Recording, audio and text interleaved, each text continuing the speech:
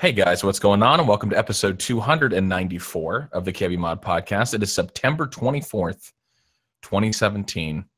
As we continue, we're just barreling through 2017, just like we're in one of those Mad Max vehicles with full plated armor and machine guns on it, man. I can't get over how fast this year has gone, but it is a wonderful, wonderful cast today. We have Brandon returning from his, I think on the cast last week, we said 636th wedding that you had attended this year. We were trying to round out how many. Yeah, we were trying to do the math on your weddings per second. Yeah. It struck me that, like, I don't know if I've ever met anybody who's had to go to who's gone to more weddings than Brandon. But it might just be a busy year for you, which is possible. Yeah, I think we're at like 4 this year, maybe 3 or 4. That's a lot in a year. Like last year was actually even more. So this year is like a down year. Wow. Like I go to one. I went to one in LA for like a quick 36 hours like stint turnaround, and I was like, I wasn't even in it, and I was like, wow, man. There are some weddings. So because Hillary and I both went to like the same college and had some of the same friend group, we have sort of this group of friends where, like, if we weren't together, I would definitely not get invited. And maybe like she might be like a fringe invite for some of these people, but because we're together, we're like this power invite because the +1 has value. Right? So it's like they get to kill 2 birds with one stone. We're a power invite. That's so good. Yeah, it's an efficient invite as opposed to someone who's going to bring a +1 that nobody knows. Yeah. So I feel like that probably plays into some of our invitations. Is like because both people would know us, or like one of them would know both of us. We end up getting invited. Whereas, I mean, there have definitely been more that we've gotten invited to because of Hillary, as opposed to because of me. So that actually makes a lot of sense. That's my guess, because my wife is like very outgoing, very friendly. She has like a pretty big friend group. So I think that's part of it. Gotcha. Okay. Well, it's good to have you back. Any more weddings on the horizon before the end of the year? Because we're getting to the end of 2017 here. Nope. But we already got 2 on the docket for next year. So wow. The one thing I do right away. Let's do the last 3 years, because you did more than 4 last year. So you've gone to, how many was it last year? 5, 6? Last year was I think 1, 2, 3, 4, 5. Yeah, 5 last year. So you've done 9 in the last 2 years, and you already are booked for 2 more. So we're talking about 11 weddings in 3 years. That's a lot. It is a lot. It is a lot. That's crazy. It is just it's that I feel like it's that time. It's sort of that time of your life where everyone we knew in college or whatever, like all of them are getting married in this like 3-4 year time span. Yeah. But then I think we're kind of on the downswing. So we'll see. But you know what? The one thing I do love about weddings, though, is that they're planned really far in advance. Oh, yeah. That's the thing. Yes. Like, I have no problem going to your wedding if you invite me like a year beforehand. Like a long time before. If I can plan for it, a year in advance or whatever, and not worry about like it conflicting with anything, great. That's the one thing I like about weddings, is that even people who are forgetful or normally aren't planners, everyone knows you have to plan your wedding super early in advance. Right. That's the only reason we've been able to go to so many, is because, people have been real diligent about inviting us early. So, Okay. As a planner, I appreciate that. There you go. Well, real quick, boys, what's the over/under on Brandon for next year? I'm going to say, so he says he has 2 planned already, and he thinks it's going to be a down year, but I think it could be surprising. I still think he's going to, so over or under 4? What do you guys think? I think that's a fair, like 4, I get the idea that sometimes when Brandon is like walking through airports in between his flights, people are just approaching like, hey man, I'm having a wedding going on. You look like a guest that would be a great addition. It's like, what if he's like, wait, hold on. Would you possibly have a wife who would then make you a power couple / power invitation? Like, well, actually, yes. Oh man, please take this invitation. Okay, so over under 4 though. Katie, go first, because we'll remember this for next year. I mean, if you have 2 planned right now, I think 4 is the reasonable estimate. Where like you've got you're going right at 4. So you're gonna take the 4. You're just gonna take 4 on the dot. Okay, that 4 sounds right. All right. Then what about you, Yang? What would you say? I was gonna call spot on too, but I'm gonna but I'm going to change it up just for the sake of diversity. I'm going to say under. I imagine 3. I'm going to say have one more pop up next year. And I'm going to say 3 too. I'm going to say under. I'm going to say 3. I think you'll do 3 next year. You might get one more. I think I think you're safe on the under because like 4 getting two new weddings in 2017. Like, I think that's a stretch, but I don't know, because given these past 2 years, I would not have guessed as high as they ended up being. So we'll see. 3 feels like a safe bet. All right. Well, there you go. Well, yeah, it's good to have Brandon back. And again, like you said, no more weddings for the rest of the year. So it's got to feel. I mean, you put your time in, man. That's a lot of travel for weddings. So it is. But you know what? I mean, a lot of these weddings though have been a lot of fun. The one we just came back from was 2 of Hillary's really good friends, and it was back in Austin. So it was like we got to roam around our old college campus. We both went to UT Austin, so we walked around there a little bit. Kind of did some work from like a coffee shop right near campus, and had some really good Tex-Mex food. And just like a really good weekend all around, seeing a lot of people we hadn't seen in a little while, and celebrating 2 good friends of ours. So it was a lot of fun, like a really, really fun one of those weekends where you're glad that they decided to have a wedding, and do something where they invited a bunch of people, because some people either can't afford it or just don't want to do something big, and it's like it's a nice chance to, like, I actually told someone at the wedding, it's nice that we've had friends getting married, because that is the only time I see some of these people. Like a lot of these people that I knew and was maybe really close to in college, or kept in touch with during college or whatever, I just would never see them ever again in person, except for a wedding. So yeah, that's good. Yeah, so there's definitely, but yeah. I mean, there's definitely, like you said, I'm not saying that like you're over there miserable the entire time. It's just more, but it's like travel. It is actually kind of nice though when they're spaced out, because we went to a few of these weddings we've gone to. I've seen the same people who I wouldn't normally see again, except for weddings, and we see like 2 or 3 times inside of a year and a half. And it's like I love seeing these people, but also once the weddings run out, like we're never gonna hang out again. Yeah, right. Well, that's good. All right. Well, I mean, Katie's, I don't know if you have any weddings coming up, but no. I'm just realizing from this point, I have a really good resource for any questions I have in regards to attending friends' weddings. Because Brandon, well, you're basically a veteran at this point with how many weddings you've gone to. Attending either as a friend or a power. What was it? A power invite. Power invite. So that's good. If I think too far off and I think about someday I'm going to have a wedding. Sure. And I would consider whether or not to invite Brandon, and think like, do I really, know him that well enough? Now I feel like I would be doing a disservice of not inviting him. That'd just be another wedding to add to the spreadsheet of weddings. Like, and I just want to make that larger. And that was, I don't want to deny you that privilege. Yeah, absolutely. Hey man, again, I don't know. You make sure to invite people that you know are going to give a decent gift. And so, that's true. I mean, of all the people you could invite, like, look, you could definitely do a lot worse than me. Right. Yeah. Absolutely. But yeah, I'm at that age now where like a lot of my friends are engaged, and weddings are like in the next 2 or 3 years, they're really going to start hitting. So yeah, you're going to be in that same kind of area. So, all right.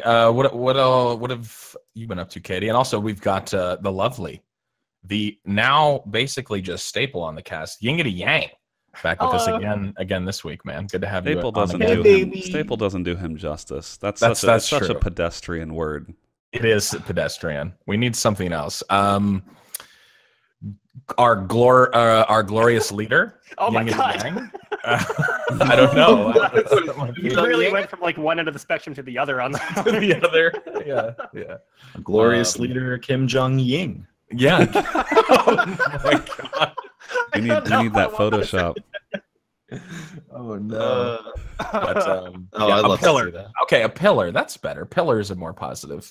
A pillar. Oh, that's a very flattering term. That's very nice. That's good. No, but yeah, what's been going on? Well, Brandon talked a little bit that his wedding was good, but what happened with you guys? Anything exciting this week that went down? Grinding. Go ahead, Katie. What happened with Wendy's? I can hear it. Nothing happened with Wendy's. Thankfully, okay. No.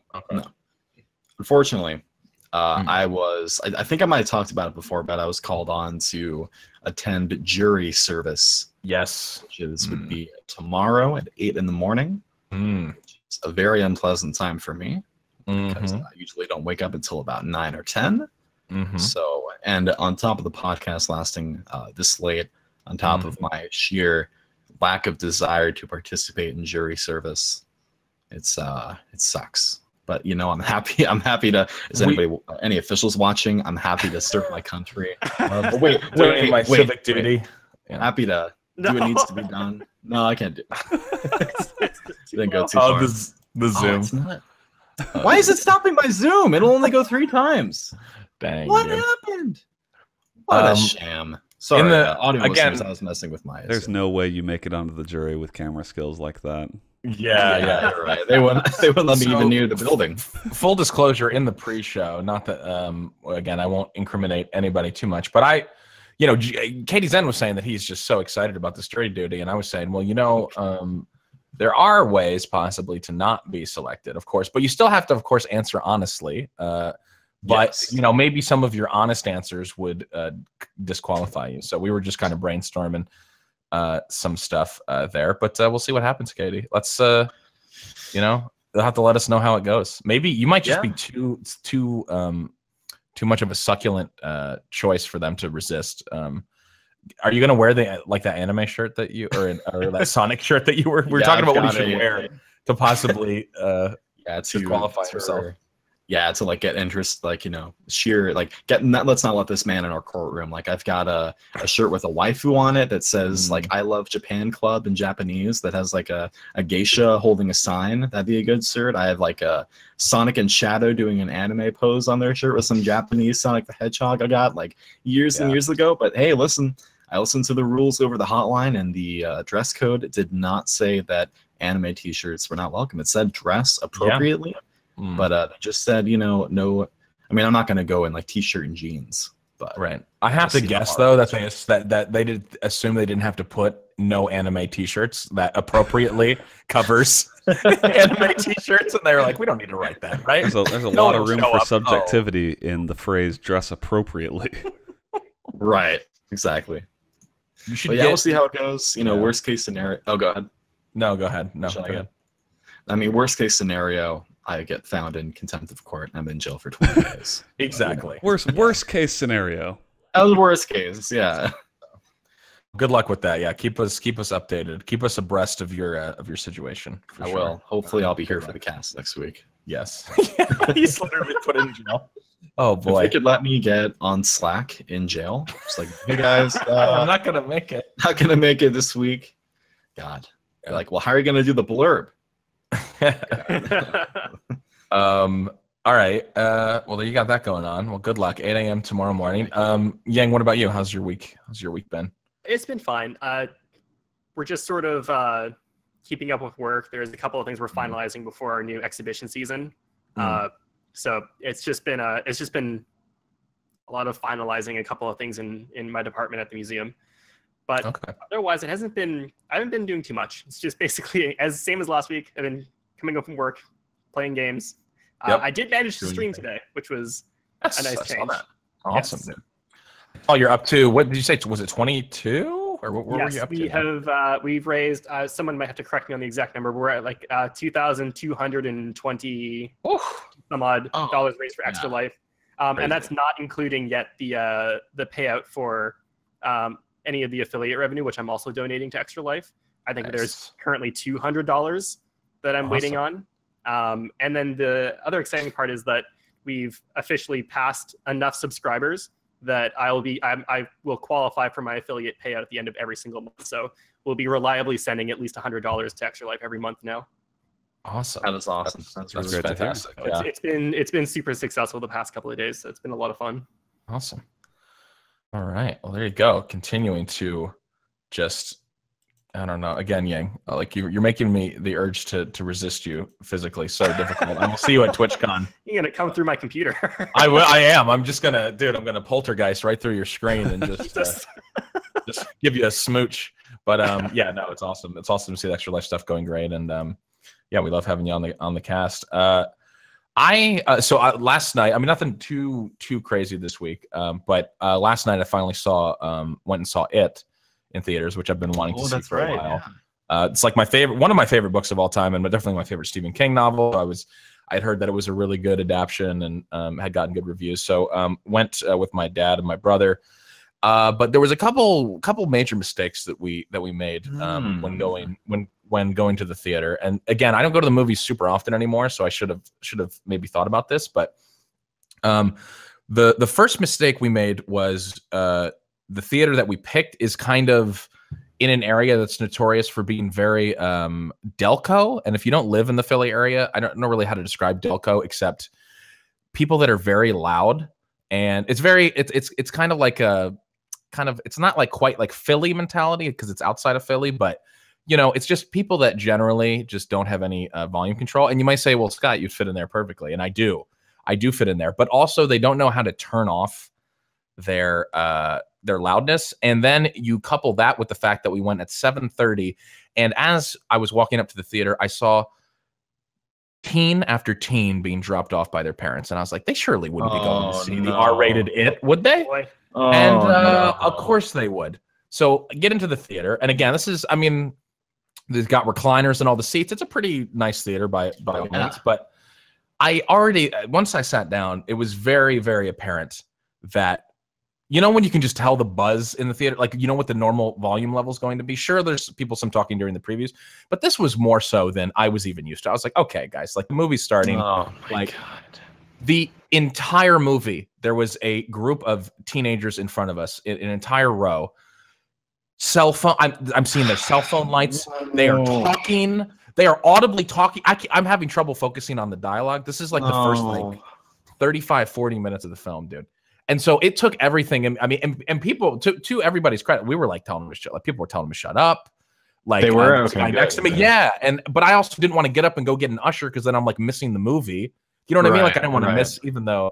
So anyway, that was super annoying. But can I just say, if you, and again, I understand teenagers are going to be teenagers, but why would you go? And again, maybe I haven't been a teenager for a while, so maybe I'm just a mongoloid, but I don't think I ever did this. I never went to a movie to have social time with my friends. Like these kids are just talking the entire time and they're on their phones and I can see them on Instagram and doing Snapchats. And I'm like, this is unacceptable, right? Am I like going old man here? Or is that just like even for a teenager, even for belligerent teens, that's a step too far, right? That's just ignorant. Yeah, am I correct? I don't think that's restricted to age. That is just being rude. Exactly. It's insane. So anyway, that was really frustrating. Overall, though, I still really enjoyed the movie. Actually, thought it was really good. It's definitely one of the better Stephen King adaptations of anything. If you've read the book, there's definitely some deviations and things left out that I'm sure you've heard of by now. They updated it a little bit more because originally it took place in the 50s. It now takes place in the 80s, I believe it was, for the updated story. And they've also kind of updated some of the, again, not to be, I mean, it's been out forever, but some of the fears and stuff that the kids have, they updated their like there was a wolf. There was like a wolf man as one of the kids' fears. In this one, it's like a different, more updated thing. It's like a guy who has I almost said cerebral palsy, super fucked up, leprosy, and some of the other stuff. So, but it was really good. It was as good as everybody said it was.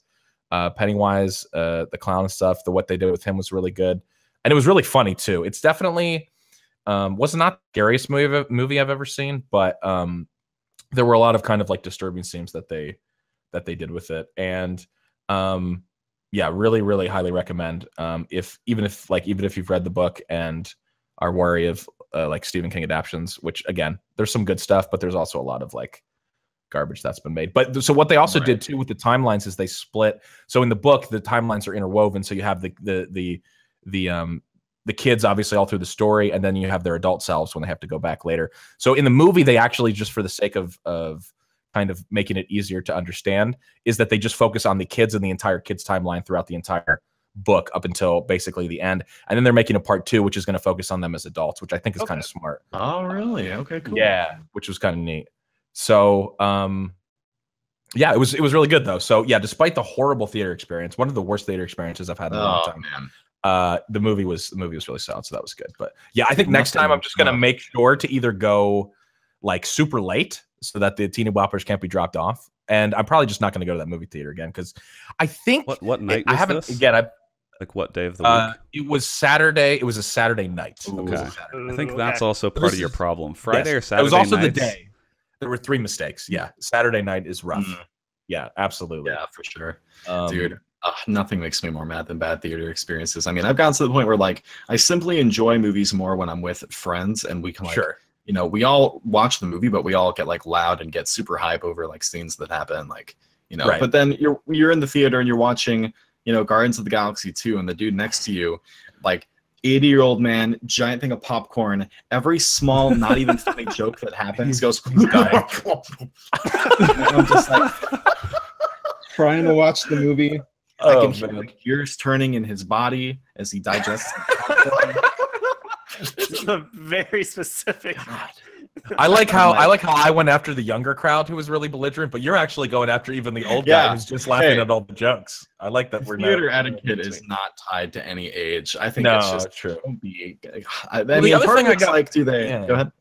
No, so the other thing I was getting mad about is because again, like this was pointed out to me, is like you guys really kind of made a lot of technical errors about when you went, but it's like we should live in a society where you can just go to a movie theater and people can just be respectful of trying to watch a movie. I was like, it's not my fault, but again, like, you know, but I mean, so part of me was getting mad that I even have to plan my time around when I'm going to be able to enjoy something I paid $14 for, by the way, to just get on, like, again, and that's like relatively depending. In LA, I remember paying $18-19 per movie, so it's like even, but it's like that's it's one of the reasons that I feel like I'm, and I don't think this is old man syndrome for me either, but I just can't. I don't really go to the movies anymore because you're basically paying, like you say, $15 to $20 for a gamble that you're going to be around a bunch of people who are actually going to be quiet, you know, so that you can enjoy the movie. Yeah. But if you're around a bunch of people who are loud or like, you know, they're paying attention to their phones or whatever and won't turn it off, then I'm not going to enjoy that experience, but I don't get my money back for it. So I basically just like, I watch movies at home now. And I sort of don't. Yeah, I miss out on the. I miss out on sort of the zeitgeist. You know, when like everyone's talking about a movie or something.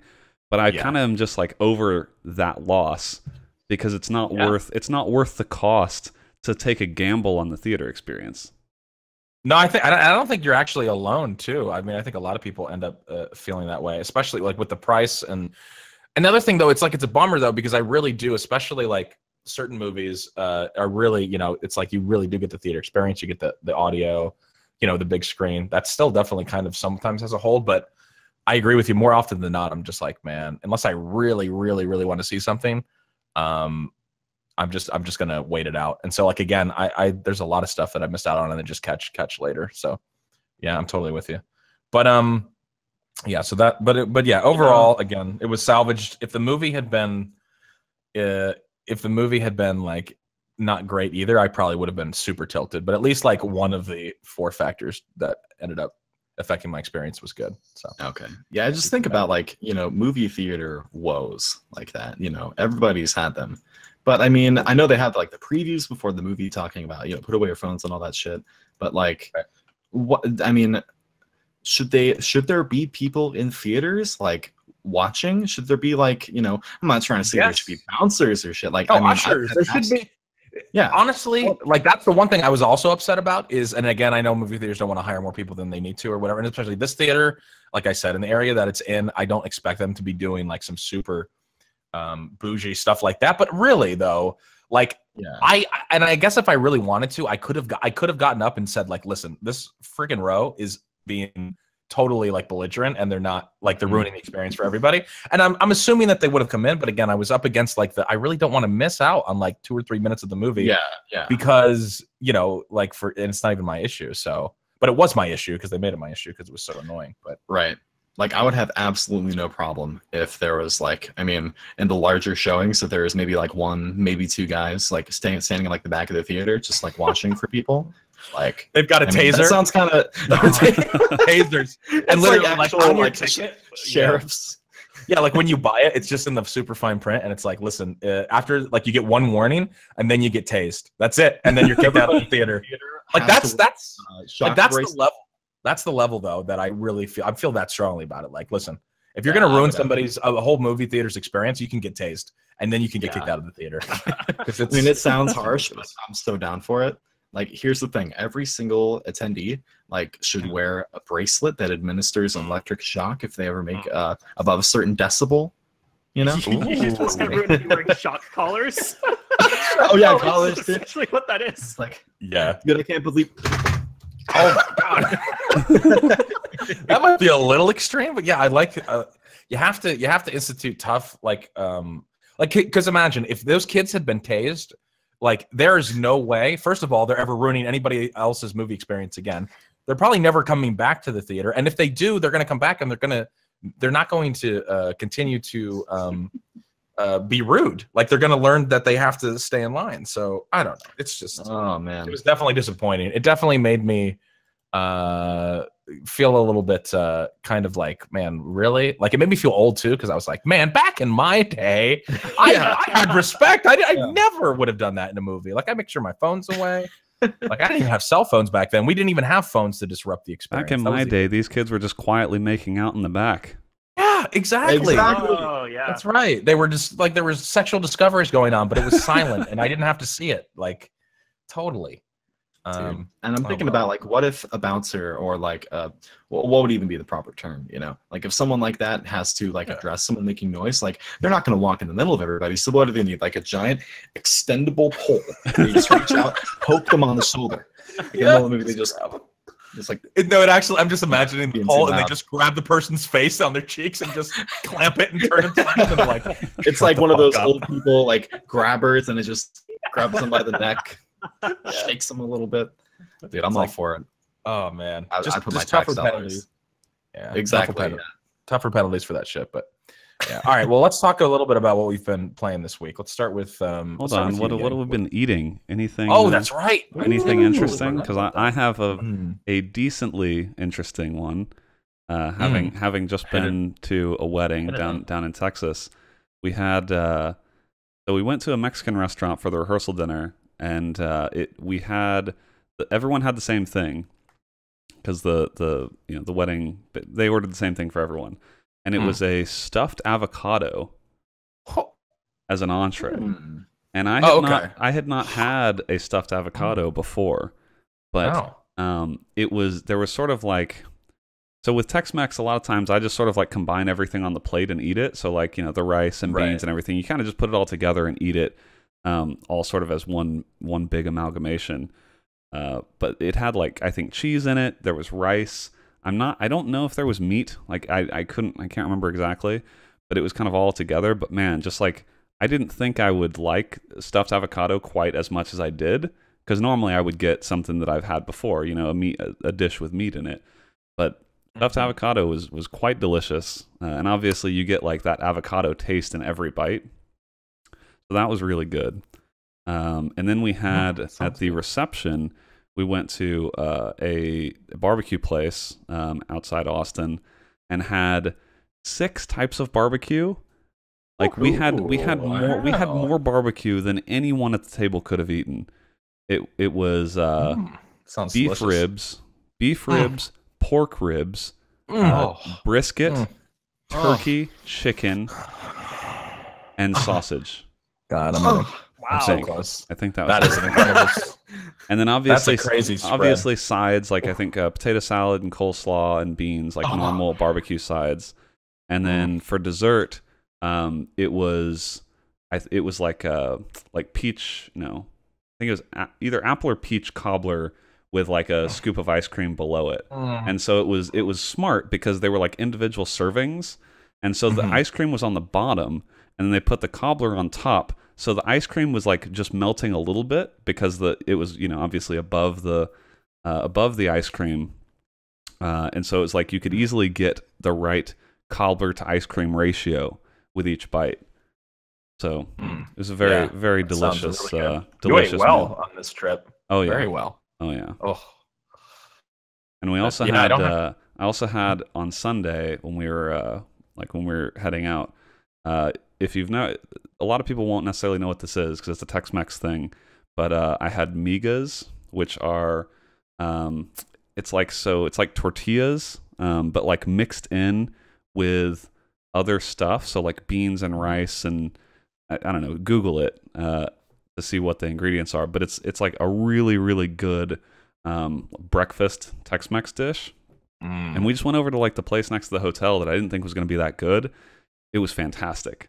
So like had just 3 really, really good meals during that trip. So I'm sorry that none of Migo's sister group made up of. I believe so. Yeah, that's actually the origin of the dish. Makes sense. That sounds good. It sounds really good though, man. Oh, I'm jealous, dude. You just describing that barbecue feast got me. Yeah. It's rare that there's so many different types of barbecue that I couldn't eat more of it. Like I wanted to eat more of it, and I physically couldn't eat as much as I wanted to. That's a good problem to have when you're at one of those spots, though. So many options. Oof, good stuff. Anybody else? Anything? Sorry that I just ruined anything you guys had to say for this section. I was just. I don't have Oh, anything that can follow that really at all. Not even close. I mean, tonight I had some delicious beef, rice, and broccoli kind of crock pot stir fry kind of deal. But tomorrow I'm having some country fried steak, so I might come back next week with a great answer. Ooh, okay. Which is like it's like a certain recipe my dad found and has been making that I actually enjoy like much more than Danny's. Okay, I think I'm excited. All right. Sounds good. All right. Well, let's get into games then. If we got no more food to talk about, Yingity, hit me with what you've been playing. Well, I guess the biggest one still is, especially on your channel and still with the KBMOD guys. Still been playing Unfortunate Spacemen. Which has still been a whole lot of fun. Although I'll leave that for you to talk about because you are the one who's in this week has been going into it with a relatively new experience. Yeah. The only thing this is, I guess it requires a short background, but I used to be a very big fan of the Assassin's Creed series. I played the first one when it came out, and then of course, like all the ones that are set in Italy, those are all still very, they're considered to be very good by the fan base, and then that's when it starts to go downhill with some of the later games that came out. So I used to follow that series a lot, and it's sort of a sore spot for me to talk about just because I super like the concept that Assassin's Creed goes for and that sort of that historical fiction, conspiracy, all kind of deal, and I thought it was done well. And then, of course, like the one that I think most people think about is Assassin's Creed Unity that was plagued by all these launch errors, and like the launch was very troubled. The game itself, even beyond that, was considered subpar. And I don't know what it was about this past week. Something about those series just hit me really hard, and I really missed being able to play a game like that. So I took a gamble, and I went ahead and bought Assassin's Creed Unity, which I had read that a lot of the issues that plagued its PC launch had been fixed since then. The DLC comes free with it. So I thought, like worst case scenario, I'm gonna just it'll either put me off Assassin's Creed games for another 5 years, or best case scenario, it sparks some kind of hope. And that game is just so Ubisoft, and I can't deal with it. Oh no. I know exactly what you mean. I mean, it's everything. It reminded me of all the things they've done to such a cool game concept. Things like where 50 hours of the game content they claim is collecting 150 collectibles scattered around the map. But how do you find them? You got to climb up the towers and synchronize so you can actually have your mini map. And and they've spent, I don't know how much time they had to spend doing that, but when you compare how much of that content, if that's what you want to call it, exists in the game, how much time was taken away from them developing a half-decent story because the plot is rushed. They make it seem like you care about all these characters. I'm like, I don't even remember that person's name, to be honest, because we've had like one cutscene with them once, like 3 hours ago. God damn it. That hurts me on a special high level. Yeah, and it's just because it just hurts because I loved Assassin's Creed. Like, I thought it was such a cool concept. I loved the way that they did it. And this was just one of those games that, I mean, that's not to say the game is completely it's not without its redeemable qualities. It looks wonderful. It is a very beautiful game. Okay. Evidently, whatever they did to patch their launch errors worked really well, because I don't believe I've dropped below 60 frames playing it, even in some of the heavier parts of the city.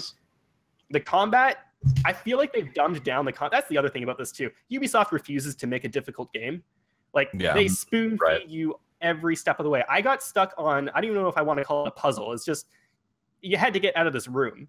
And evidently there was some implied, if you don't get out soon, the fire is going to catch you, or there's going to be an explosion.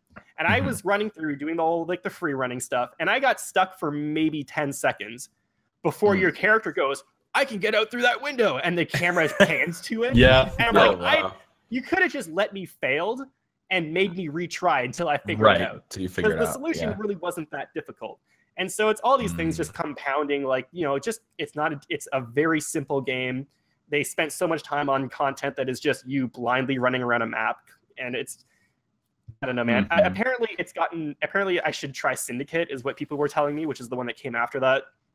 Because apparently they've taken steps to try to move away a little bit from all of those, classic Ubisoft type of features. I don't know what to call them. To call it a feature implies it has some kind of value to the game. But anyways, it was just, that was my experience so far, and it wasn't a good one, just because all I'm thinking, the entire time I'm playing it too, all I'm thinking about is how much fun I had playing Assassin's Creed Revelations and Assassin's Creed 2, and even the first one when it first came out. It's just harkening back all those good experiences and how I'm not having them right now. Games from Ubisoft like that, they feel AAA in the worst way. Like, they feel so dumbed down, and like for the sake of, I guess, being accessible to a lot of people, where it just, how much of it are you really playing? And like, I mean, like, really the only thing this game has going for it is that it is still visually stunning. I mean, they did a good job of making the setting feel alive. Like, it's set in revolutionary France, and so the setting that they're doing it in is beautiful. The way they've done the crowd and how the city feels alive, it's done very well. But I mean, once you get past the visuals, I mean, I guess in any game, visuals never really hold up once you start looking to actually start playing a game. It was just an experience that was just, it didn't go the way I wanted to. I was hoping it would rekindle some kind of hope in the series for me, but people are still saying I should try Syndicate, and I probably will, because at this point, I'm just so emotionally bound to wanting to get back to Assassin's Creed that I might just be fooling myself into thinking the next one's going to be better and the next one's going to be better, but we'll see. Now, I think I've just started myself into a trap. Unity was the one where they introduced co-op, right? Yes. Okay, and you didn't. I haven't given any of those a shot, because I don't even know if I could find someone else who's looking to play co-op Unity right now. Here's a question: how much did you pay for the game, Ying? I think I paid 30 Canadian for it, so maybe like 25-ish US. Okay, that's not too bad. But no, and it so are you gonna finish the game, or you think? No, I'm gonna finish the game, because I mean it's terrible to say, but I'm gonna finish the game because it's so low effort to play that game. Like, I can put on a movie and just kind of follow through the missions a little bit. Although I'll just mute it when cutscenes come up, and because like the story is just, it's, I guess by objective standards it's not terrible, but from what Assassin's Creed used to be, and again I'm just comparing it to all those games that came out not that long before. I mean, it was just a couple of years and it's the same series, but I don't know. They've tried to take it in so many different directions, and it's just not what hooked me on Assassin's Creed. Like, I could not care less if there are co-op missions. I really just don't want to have to do all these little side quests that take me 5 minutes to do and get me a little bit of extra money. But it's all these things that take away from what I thought of as a good experience with those games. So it's a bit of a heartbreak. Have you been checking out what's the new one? The new one, the Origins? Have you been looking at that or keeping up at all? Like, are you interested? I have not been keeping up with it. I mean, it's I saw the E3 trailer, which of course, like, it's difficult to judge a game based off of that, but at this point, it's in a part of the court where Ubisoft is going to have to do something very special to I think I know what they need to do for you, Yang. They need to take it to space. And you know what? I would not put past Ubisoft to take it to space, Maybe a little bit of Assassin's Creed Advanced Warfare, maybe on the moon. I mean, okay, listen. Had all of the free running, but I don't understand why they're not just taking us to jetpacks and wall running yet. Right. I totally get the meme, but if we're being honest, I would play the fuck out of like Assassin's Creed Blade Runner.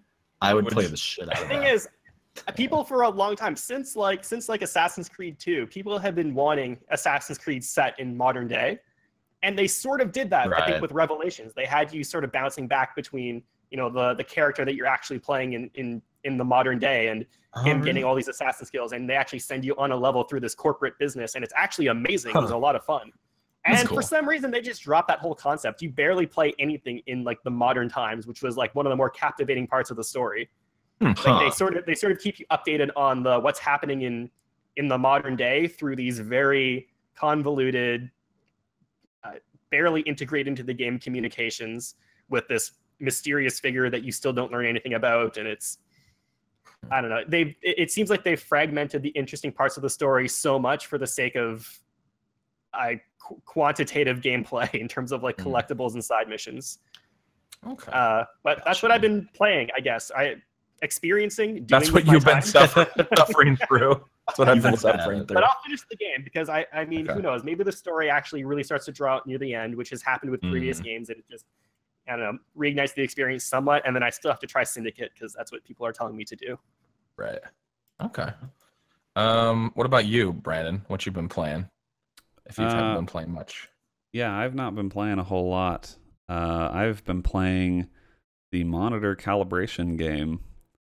I just, before the cast today, just decided to purchase a new expensive monitor that I really didn't need.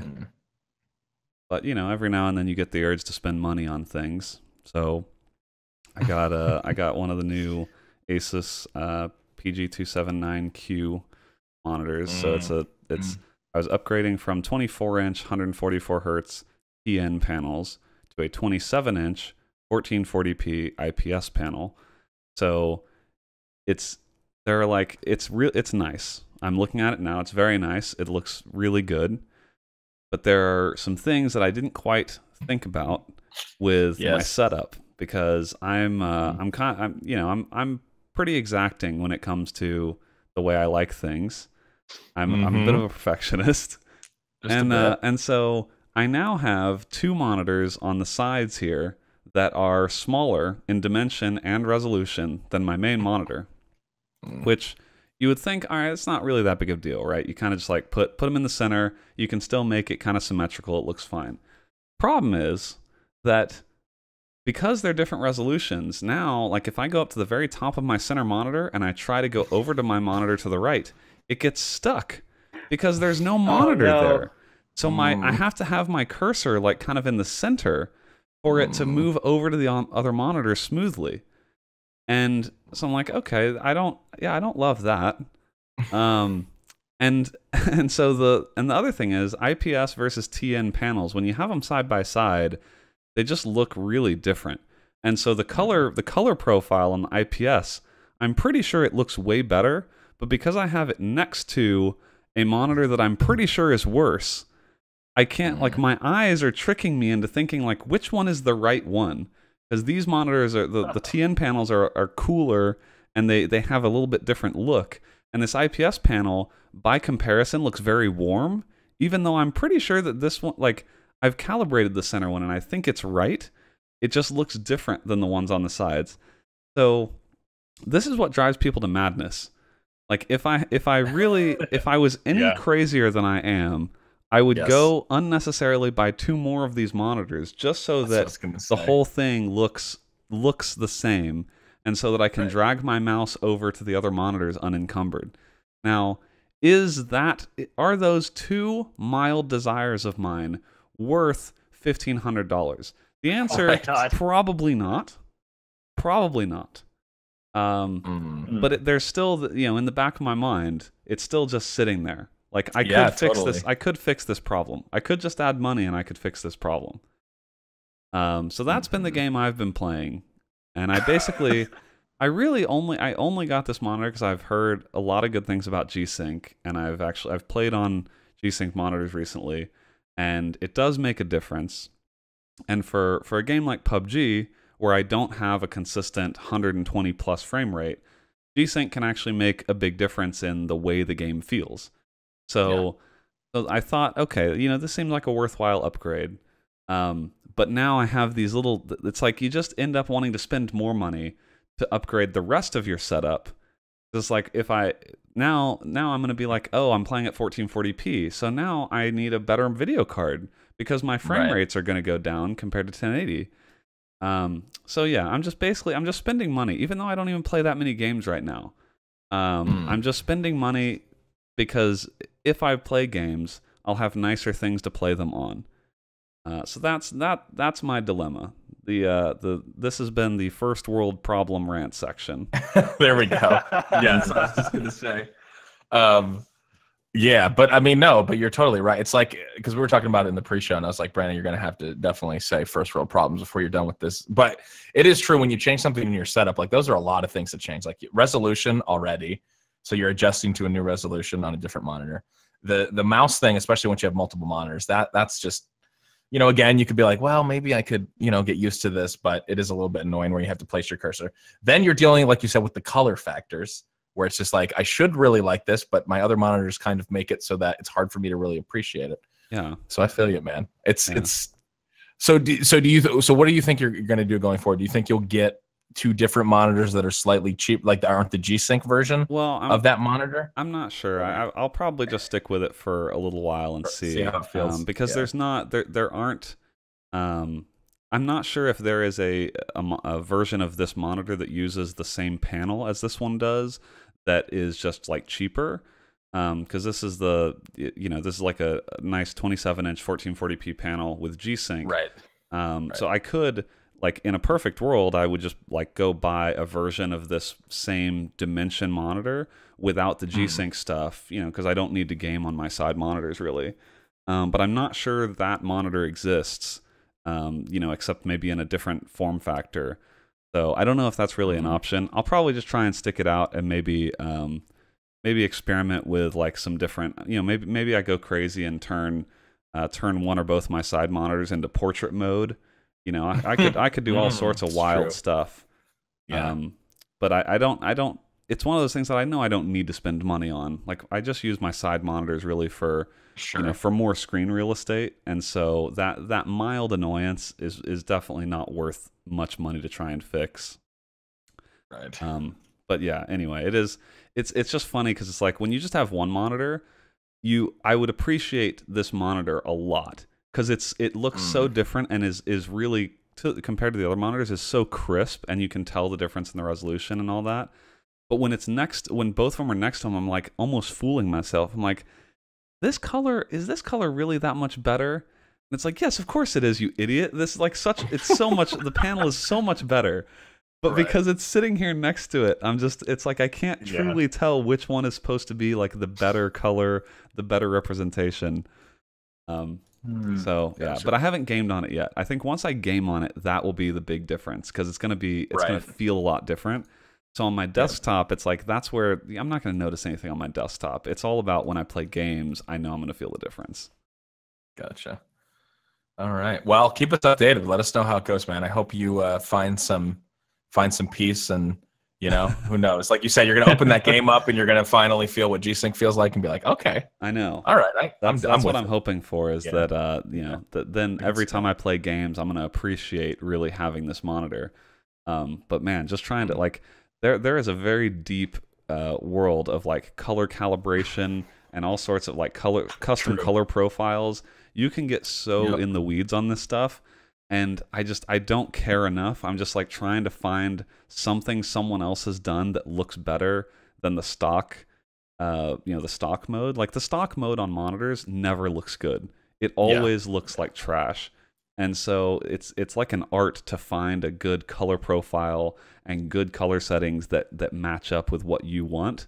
And so that's what I spent like the 2 hours before the cast looking for, is like, let me fiddle with the RGB settings and like this one color profile that this guy made, and see if that looks right, or see if this other one looks right. So gotcha.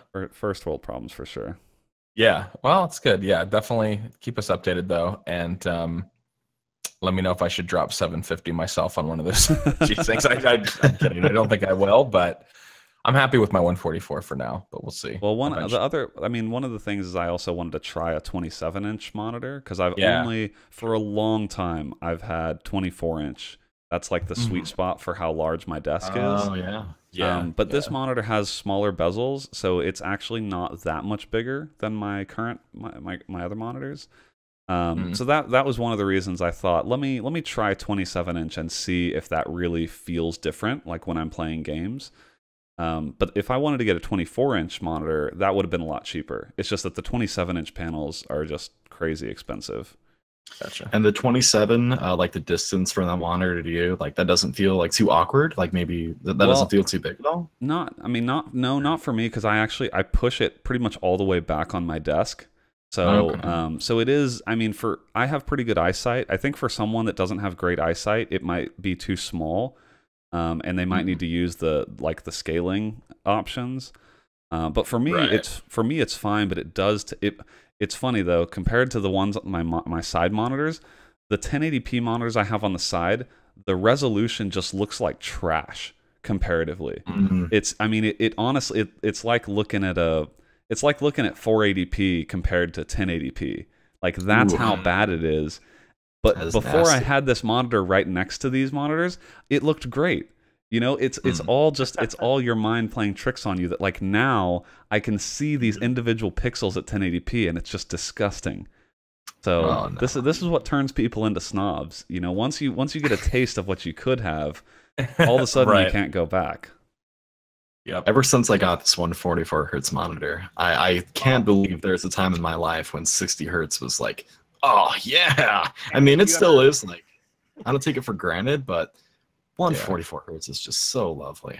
Have you experienced yet where you, I don't know, this happens every now and then, where my monitor will reset itself to 60 hertz and I'll start up a game and it's just nauseating. Like you feel like you're lagging or something is wrong and you can't quite figure it out. And it's so distracting. You can't focus on whatever it is you're playing. That doesn't happen to me. When I was setting up these monitors, like sometimes when you unplug one of your monitors or they change settings, it will reset all of your monitors to like 59 or 60 hertz, and it actually changes the color of the monitor. And so I was why does this monitor look so washed out? And then I go to my display settings, and all of them were at 60 hertz. And I throw up a little bit in my mouth, and then I fix it, and then now the colors look right. So like I don't know why that would even work that way, because the refresh rate has nothing to do with the colors, but for some reason at 60 hertz the colors were super washed out, and then when I put it back to 144 or 120, they looked fine. So it's like the refresh rate changes all sorts of voodoo. I don't know how to do it. All right. Well, there you go. So this edition of First World Problems brought to you by Brandon. But hey, listen, dude, we all have our personal crosses to bear. So absolutely. All right, Katie, what about you? Okay. What have you been playing? Or what mods have you upgraded to? Katie, I don't want anyone to hear you talk actually until you upgrade that goddamn desk from 1886 in your room. Yep. Honestly, like I feel like until you just go and get an IKEA table or something, like, dude, and a mouse pad that isn't the size of a pocket square, like, dude, your gaming gonna be. I'll hold it up for the viewers. Right. Oh my god. It's in the time since we've had that conversation, I've gotten a new desk. I'm sitting at it right now. I'm pretty sure my mother has a larger mouse pad than that. Wow. And she uses a wireless laptop mouse. Oh no! Oh my god. Okay. Yeah, I've got no excuse. So but honestly though, I'm curious, what is your aversion? Is it just like having to reset everything up, or what's getting the desk out? Oh man, I mean, there are a few different factors. It's dropping the money, of course, which I know won't be a huge factor. The money, mouse pad is the cheapest thing on my desk. Brandon, not for a mouse pad, for a desk. I mean, just get a table, dude. Get a table for $20 from IKEA. No. And a mouse pad. That's all you need. Well, okay, we'll see. Well, okay. Do you have, okay. The other question is, do you have all kinds of good, like in your desk? Do you have all kinds of like goodies in your drawers or something that you need? Like you need all. Yeah, that's the second thing is the desk itself. This thing is such a behemoth. It is so ridiculously heavy. There are drawers. It is definitely, you're right, it's filled with shit right now. Okay. Like, clearing that out is, I have no problem with, taking the time to clear it out. But the act of moving this out of my room, like getting this in here was already a nightmare. Like I'm looking at the small crevice between like the space of my room to my door, and just like this thing is stupid heavy. And so that's like my main, I really need to just take a day to, I need to, honestly, I wish I had a better excuse other than being lazy. But, I mean, well, look, you can replace your mouse pad tomorrow. So let's start with step one. Hold on. I would love to do that, Brandon, but I'm going to put my See, camera down. I was just about to address this, Katie. Yeah. There is a reason I'm using this mouse pad. It is because I simply do not have enough room on my pull-out tray. The keyboard tray. No, so wait, the keyboard tray with actual wooden flaps on the side. Actual wooden keyboard tray. Oh my goodness! It is disgusting. For audio listeners, we are talking about a desk from like the mid-90s. Yeah. With the pull-out keyboard tray. He only has room for his keyboard and then a tiny little mouse surface. Oh yeah, it's awful. Oh, it's terrible. God, dude. No, so is there something stopping you from just not using the keyboard tray and putting it on the top of the desk? Well, if I do that and I like move up and go up here, then there's just not enough legroom because of the tray. Can you uninstall the tray? I cannot. I would have to straight up destroy it. Like I've tried getting rid of this. It is a part of the desk. Yes, it is a part of this. KD, I have actually lived that life. When I was living with my parents, I had a similar like massive desk that had a filing cabinet in the side. It actually had a hutch on that went on top of the desk. Way too much desk for me. When I cannot tell you how freeing it is to just go to a flat IKEA table. Dude, it's so nice. You just are unencumbered.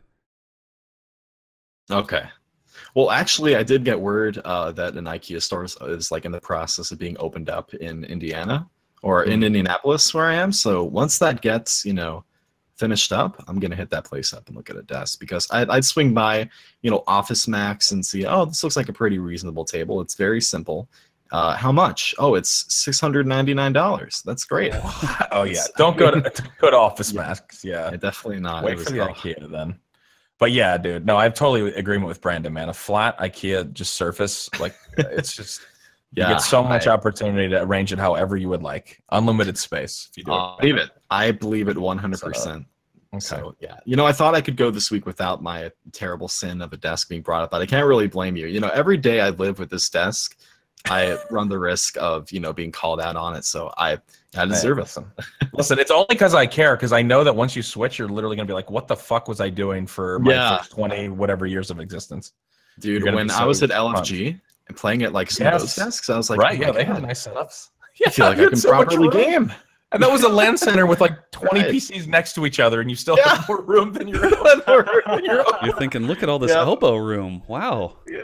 I can move. Finally. I'm on IKEA.com right now. The Becant desk, $179. There you go. Oh, I mean, you can save up your pennies. I'll start saving.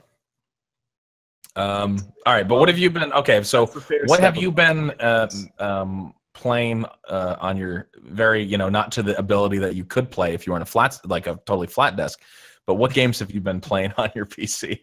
I've struggled to play a few games on my PC. I've barely managed to.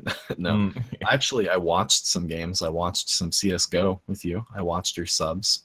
Yes, that's right. We did some shot casting. Yeah, some great games actually this week. It was crazy. Yeah, that second one that was fun. That was really. We tried and the last one we did like a.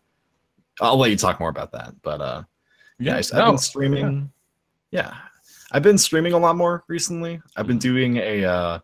I've actually never played the original Half-Life before, and so I've been doing a playthrough that. I've never played any of the Half-Lives, So I feel like that's the series I've got to just, you know, get under my belt, I guess. And I've been playing through it on hard difficulty, you know, the hardest one there is. Jesus Christ, that game is, it's not bad. It's just, it's very difficult. And there are little things that kind of like frustrate you, you know. It's like the movement hasn't aged well. You pretty much always feel like you're on ice. Yeah, it's impossible to crouch jump in that game, as Dark Side Phil has showed us from back in the day. Yeah. Well, in his experience, yeah, it's impossible. Yeah, no. So yeah, I haven't played it in a long time, but I'm guessing probably mechanic-wise, it doesn't, compared to like a lot of newer games. Obviously, you have to play it at the time it came out. Yeah, it is. But back then, but it doesn't hold your hand for some of that frustrating gameplay stuff. Exactly. Yeah, it really, you play it and you really realize for the time, this was amazing. Like it really throws you in, and I really admire, like, your hand isn't really held at all. Like for instance, you know, there's that scene where that monster is in the center of that room, and you really kind of have to figure out for yourself. You need to turn on the power. You need to get the oxygen going to power this laser to destroy it. And it's not like, you know, the scientists in like the modern games, they'd be like, well, we can do this to destroy this. Right. Like, Gordon, why don't you go down here and yada, yada, yada. But no, Half-Life, you know, you kind of respect and kind of, you respect that the game doesn't hold your hand with that, but you also kind of miss it, because I will admit there are a couple of times where I was like, I simply, you know, I was missing something. Like I know trying to figure out where to go. Yeah. Yeah. Like, and there's that time when, oh my God, the vent on the floor. The way that fan moves is so slow. I was not expecting, and I was like looking at the top, and I see the part that's kind of barred up by woods, like wood that you could like break with a crowbar, and I'm like, okay, I was just kind of shooting them a little bit. Okay, they're kind of breaking. I'll probably go through an upper route at some point, and people in chat are like, just step on the fan. I'm like, no, there's no way. You guys are trolling. And I get on, and I get lifted up on this kind of slow moving fan. Yeah, but that was a great moment. And yeah, that's been fun. Also, I started replaying through Dead Space 2 on the hardest difficulty on that, and that game is still incredible. I love that game. The combat is so great when it's not, you know, just shoot the enemy. It's, you know, shoot their arm, grab their arm with kinesis, shoot their blade back at them. You know, you have to manage your inventory really well. You have to manage your surroundings and like use a lot of stuff to your advantage. Like that game is still, for me, you know, the height of the series, one of the best survival horror games ever made, for sure. Nice. Despite the story issues. But and then some more Black Ops 3, just kind of waiting on the Call of Duty World War II beta, kind of getting warmed up a little bit. Yes, getting lubricated for that, and the soon. I'm ready. I'm with you. I am. And oh man, the more I play Black Ops 3, the more I just think to myself, I cannot wait to be free of jetpacks and wall running boots and this ridiculous boots on the ground, brother. I'm telling you, brother. I mean, again, I know that it became a meme to say that, but really, I mean, they really summed up my thoughts, especially after playing like Black Ops 3 and some of the, and even watching Advanced Warfare and some of the, I'm just like, good God, dude, just can we just run? Can we run into our 3 fucking lanes or whatever, or you know, and just fucking kill stuff and spawn? Like, I just want to get back to that kind of shit. Oh yeah, I'm down. I'm with you. I'm excited for sure. Like I remember back when Advanced Warfare came out and I was playing that, and then they actually had a playlist that you could play through all the maps with none of the kind of new movement, like the boost jumping or anything. I'm like, oh my God, this game is so much better in this playlist. Like, why isn't this more populated? But, you know, so yeah, I'm excited for that. And played more, still playing through Tales of Berseria. That game is still great. And oh yeah, I played, oh man, I had some friends over and we dug up the PS3. We managed to scrounge together 4 controllers and we played Blur, baby. Oh my God. I'm not really into racing games too much, but that is one of the finest racing games I've ever played. And it just, it sucks to me that game is just, like, that game used to be on Steam and is just gone. I'm not sure. I think it might have to do, what is it, like, that company was, I think Activision closed them down. It was like the same company that did, you know, Project Gotham Racing and Geometry Wars. Yeah, Activision shut them down. The only new Blur, other than Blur, is some mobile game, which is disgusting. And then, yeah, Blur used to be on Steam. Let me see. Like, and it was taken down. I see, like, I found this article that was like Midweek Madness, because we were like looking into it. And it was like, you know, Blur on discount. This is an announcement from April 3rd, 2012. Blur 75% off. Like, yeah, I'm gonna buy it. And you click the link, it just brings you back to, you know, welcome to Steam, the homepage. Dang. And dude. the thing that really gets me, what really upsets me, you go on, you know, Steam charts, and just out of curiosity, you type in Blur, and there are, you know, there are people playing Blur on Steam who still have it installed, who bought it when it came out. Today, they peaked at, I mean, it's nothing crazy, you know, about 20 players, 9, 10 players. But people are out there playing Blur. No, it's definitely not Lawbreakers. Oh man, I just see that, and my only options of playing Blur are, you know, going on Amazon and buying a physical copy for $40. Oh, come on, why can't we get a Blur revival? That game is so damn good. It hurts. God. Okay. All right, but yeah, that's all I played. Okay. All right. Well, I'll go real quick. We've already gone pretty long, and we've got some spicy news to get into here. Yeah. So Yingity mentioned Unfortunate Spacemen, but started getting into that this last week. And for those listening and don't have any idea what that entails, or what that title doesn't really, I mean, I guess it's pretty accurate, but think of a game that is like Trouble in Terrorist Town, but in space with guns. No, I mean, I'm doing like the Adam Kovic Machinima meme. No, but really, basically more depth, and it's actually really well polished, I think, overall. It's a game, I believe that Dave Oshry's company is publishing it now, has taken over the publishing side of it. And it's really, really fun. It's great with a group. So it's up to 32 people, but essentially you've got all these different spacemen or astronauts on a bunch of very different varied maps. When you spawn in, one person spawns in as the monster. The rest are just, you know, normal spacemen. And you're basically trying as the monster to kill everybody before they get off, do all the objectives on the map, or kill you, essentially. So it's very simple overall, but there's a lot of depth to it, and I think it's kind of deceptively like you can really, it definitely gets difficult the more people you play with, because so there's the way it works is there's voice communication within the game. So like when we play and we have a bunch of people in Discord, everyone mutes Discord and we only use voice communication. So when you're the monster, you want to basically isolate people and kill them without them being able to say like, okay, hey, like Scott's the monster and all that kind of stuff. So basically you can disguise as well into all different costumes and different spacemen to try to keep the ruse going on. Your monster form has a couple different abilities.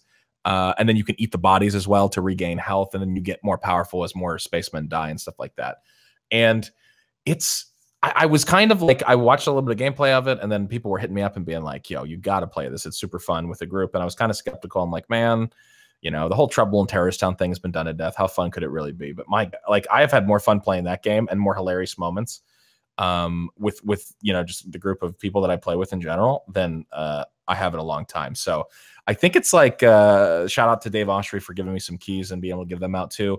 But I believe it's on Steam for like $15, and we've just had a blast. Like, it's not really super popular. There's not really many people playing it right now, but basically I'll just get a group of people together and we'll get like, you know, 10, 20 people in, and you know, we'll just have fun with it. So I mean, you guys have been playing it as well, Yang and Katie. Katie, did you play it or no? No, I didn't. I was taking a break when we streamed it that first day, but I never really got a chance to join in. I gotta get it at some point, because like everyone in Discord is like muted and deafened.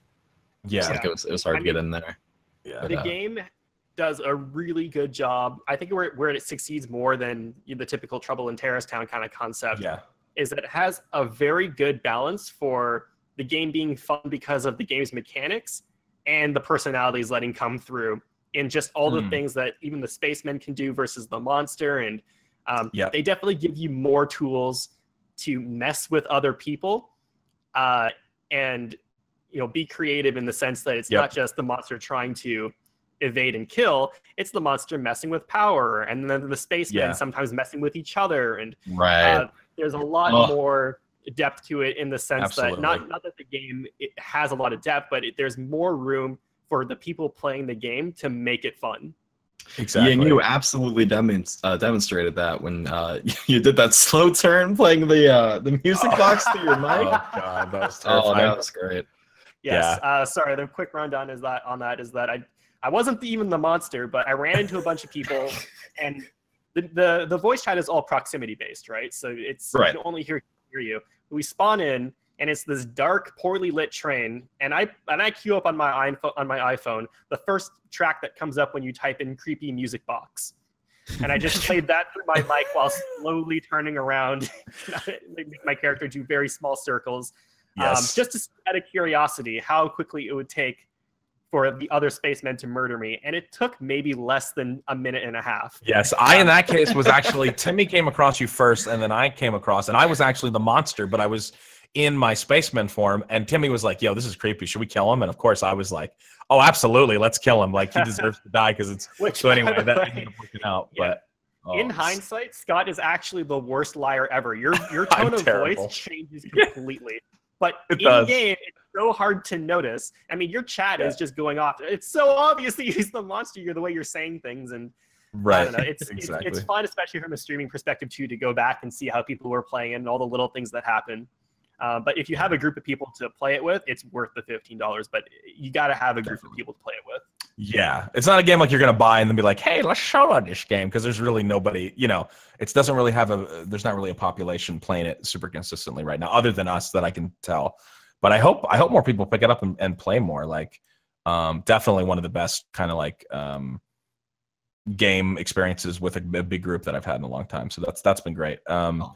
Yeah, and then other than that, nothing too crazy. That's been the main kind of newer one that I've been playing this week. So let us move on from what we've been playing and eating and doing, and let's move on to the new section of the cast, or as I call it, the PUBG section of the cast, because we're going to have some quick hits where we get into some other things that aren't PUBG related. But this week, if you've been kind of paying attention at all, and even if you've not, let me give you the rundown on what's kind of been going on. So we've talked about Fortnite in the past before, and this is a game that is built. This is by Epic, who also obviously owns the Unreal Engine.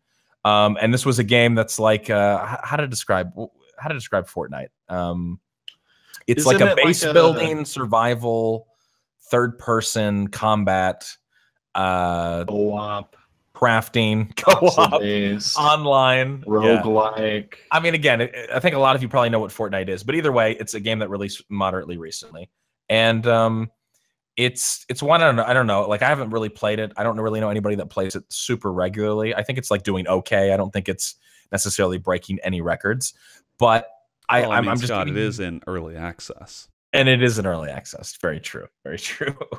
But I just am telling you about Fortnite because they announced that they are going to be, that they have a battle royale mode, and that it's going to be free for everyone on September 26th. So this happened this week. And that's very weird to me that they would make the battle royale type free, but then the base game still like. Right. Yeah. Well, so okay, so you see that and you're like, okay, it makes sense. Like, maybe there's a slight, you can watch the trailer. It really, it doesn't really match the gameplay of what they were kind of going for with the original theme of Fortnite. I think Brandon described it when we were talking in the pre-show as maybe just a slight pivot towards something that's extremely popular. And if you, again, you can watch the trailer if you just like basically Google it. But, a lot of similarities to any kind of battle royale game out there or mode. One of the caveats is obviously there's crafting, like some limited crafting stuff. So like you can build like bridges across expanses you couldn't get across. You can build a brick wall to cover yourself. I'm sure there's a lot of different gameplay opportunities with it to try to put a spin on it. But so they're like, hey, let's dip into the battle royale thing. Let's build a player base up on that. They said that they're later going to charge for cosmetics, but that they're never going to make it something that involves like weapons that you can buy to be better. So I'm not sure if you mentioned this, but it's literally called Fortnite Battle Royale. Like there's no they're not stepping around this at all. That's literally what it's called. Exactly. So that happened, and shortly after that was revealed and that came out, there was a bit I would say a PR debacle and mishandling over at our boys over at Bluehole, and from a PUBG exec who kind of went on the record and said that the Bluehole was contemplating farther action over the similarities between Fortnite's Battle Royale free-to-play mode that they were releasing and, their own game, Battlegrounds. And in the quote, I'll read the quote that really started the shitstorm. And he basically said, he says that we've had an ongoing relationship with Epic Games throughout PUBG's development, as they are the creators of Unreal Engine 4, the engine we license for the game. After listening to the growing feedback from our community and reviewing the gameplay for ourselves, we are concerned that Fortnite may be replicating the experience for which PUBG is known.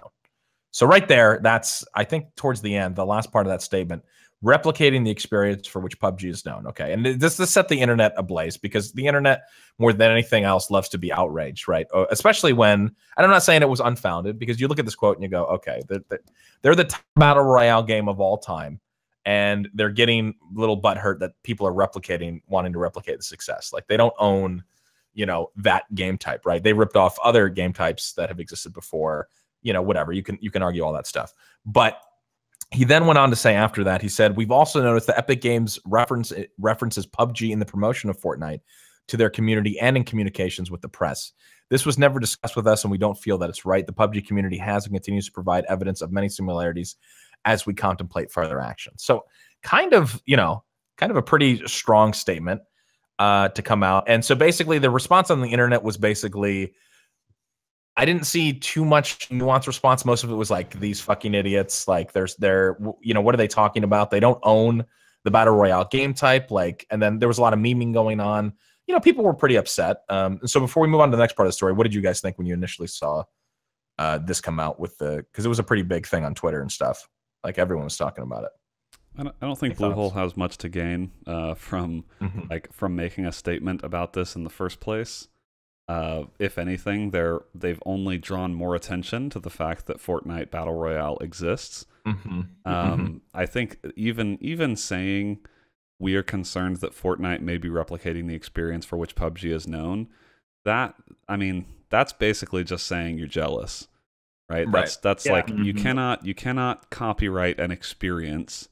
Right. You could try and say that they're copying specific game elements or something, and like maybe that would have some standing. But replicating the experience for which PUBG is known basically just says, like, they're not actually doing anything wrong, but we're not super happy about what they're doing. Which I think, I don't know if this, maybe this was like a statement that was translated or something. Like, maybe this was not actually the exact English that this person said. I don't know. But I just I don't see what they had to gain from making this statement in the first place.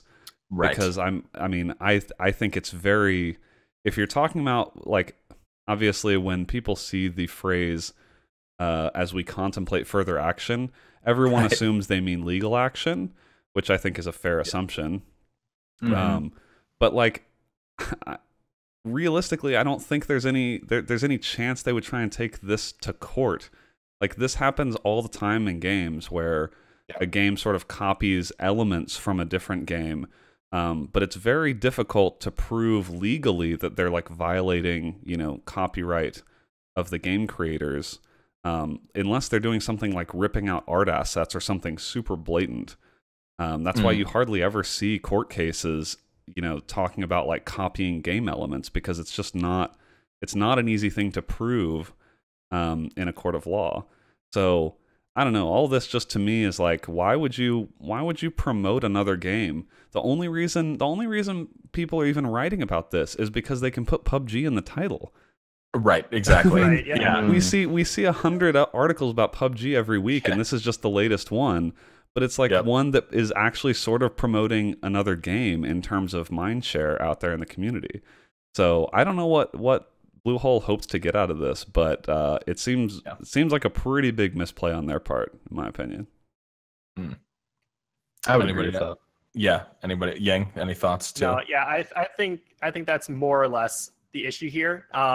It's dangerous too to make that kind of a statement as well, because when you say things like we're contemplating further action and you give a generic statement like the experience for which PUBG is known, really that can mean a lot of things. And of course, if you're saying that to a media outlet, they're not going to try to be more specific. So you're basically leaving yourself open-ended to the largest audience possible who wants to be outraged. This is the only outcome that could possibly come from this, is when you draw that kind of attention to yourself in a vague manner, people are going to try to find the worst intention in what you're saying. So this is absolutely a misstep. It's like, especially from a PR perspective, right? Which whenever you want to get into it, the next article is basically a follow-up to that. Well, exactly. And the other thing too is people. I think a lot of people have been, I think, somewhat rightfully calling out that it's like kind of rich for the creators of PUBG to be talking about someone else copying, an experience for which they're known, because their game is built on like previous work, right? Previous mods, previous other games. And like, yes, I think they've refined that experience and made it better and built on top of those other games. But like they got started as a mod. Like that experience is built on other experiences. So I think that's why I think the community would react mostly negatively to this, because it's sort of like forgetting your own roots, that like, yeah, you came from other experiences too. There other games were known for an experience that that some would argue you sort of copied. So it's just, man, yeah, I just don't see a positive outcome from this statement. And so I wanted to give myself a little credit here. I mean, I love doing that whenever I can. But I went on my stream when this went down, and I said that because there was a couple of people that were saying this, again, they were kind of drowned out. And I agree with you that, again, there was basically no upside for them to have this. This was definitely a PR debacle and something that they could have. I said they should have just handled this behind the scenes. There was no need to make some statement to the media about it, like deal with it behind the scenes. But I said that I felt that this was 100% to do with the fact that Epic, they licensed Unreal 4 from Epic, and that's what they're talking about. And like that, again, it wasn't very clear in the statement, but that their whole issue is that they're working on this engine, they're paying royalties and all this stuff, and now basically the people that they license the engine from are becoming, I wouldn't say direct competitor, but I guess you could say direct competitor, because it's about a Royale game type, to the very game that they're actually working on. And so again, you can check the VOD. I think it was, I don't know, whenever this happened, go back to but anyway, it doesn't really matter. It turns out, hey, look, an article from PC Gamer, who did an interview with the exec to basically kind of figure out, like, okay, is there a miscommunication? What was said? And this is the headline here. It's not about the idea itself. It's about Epic Games. Hold on, guys, hold on. Can you hear that? I'm patting myself on the back right there.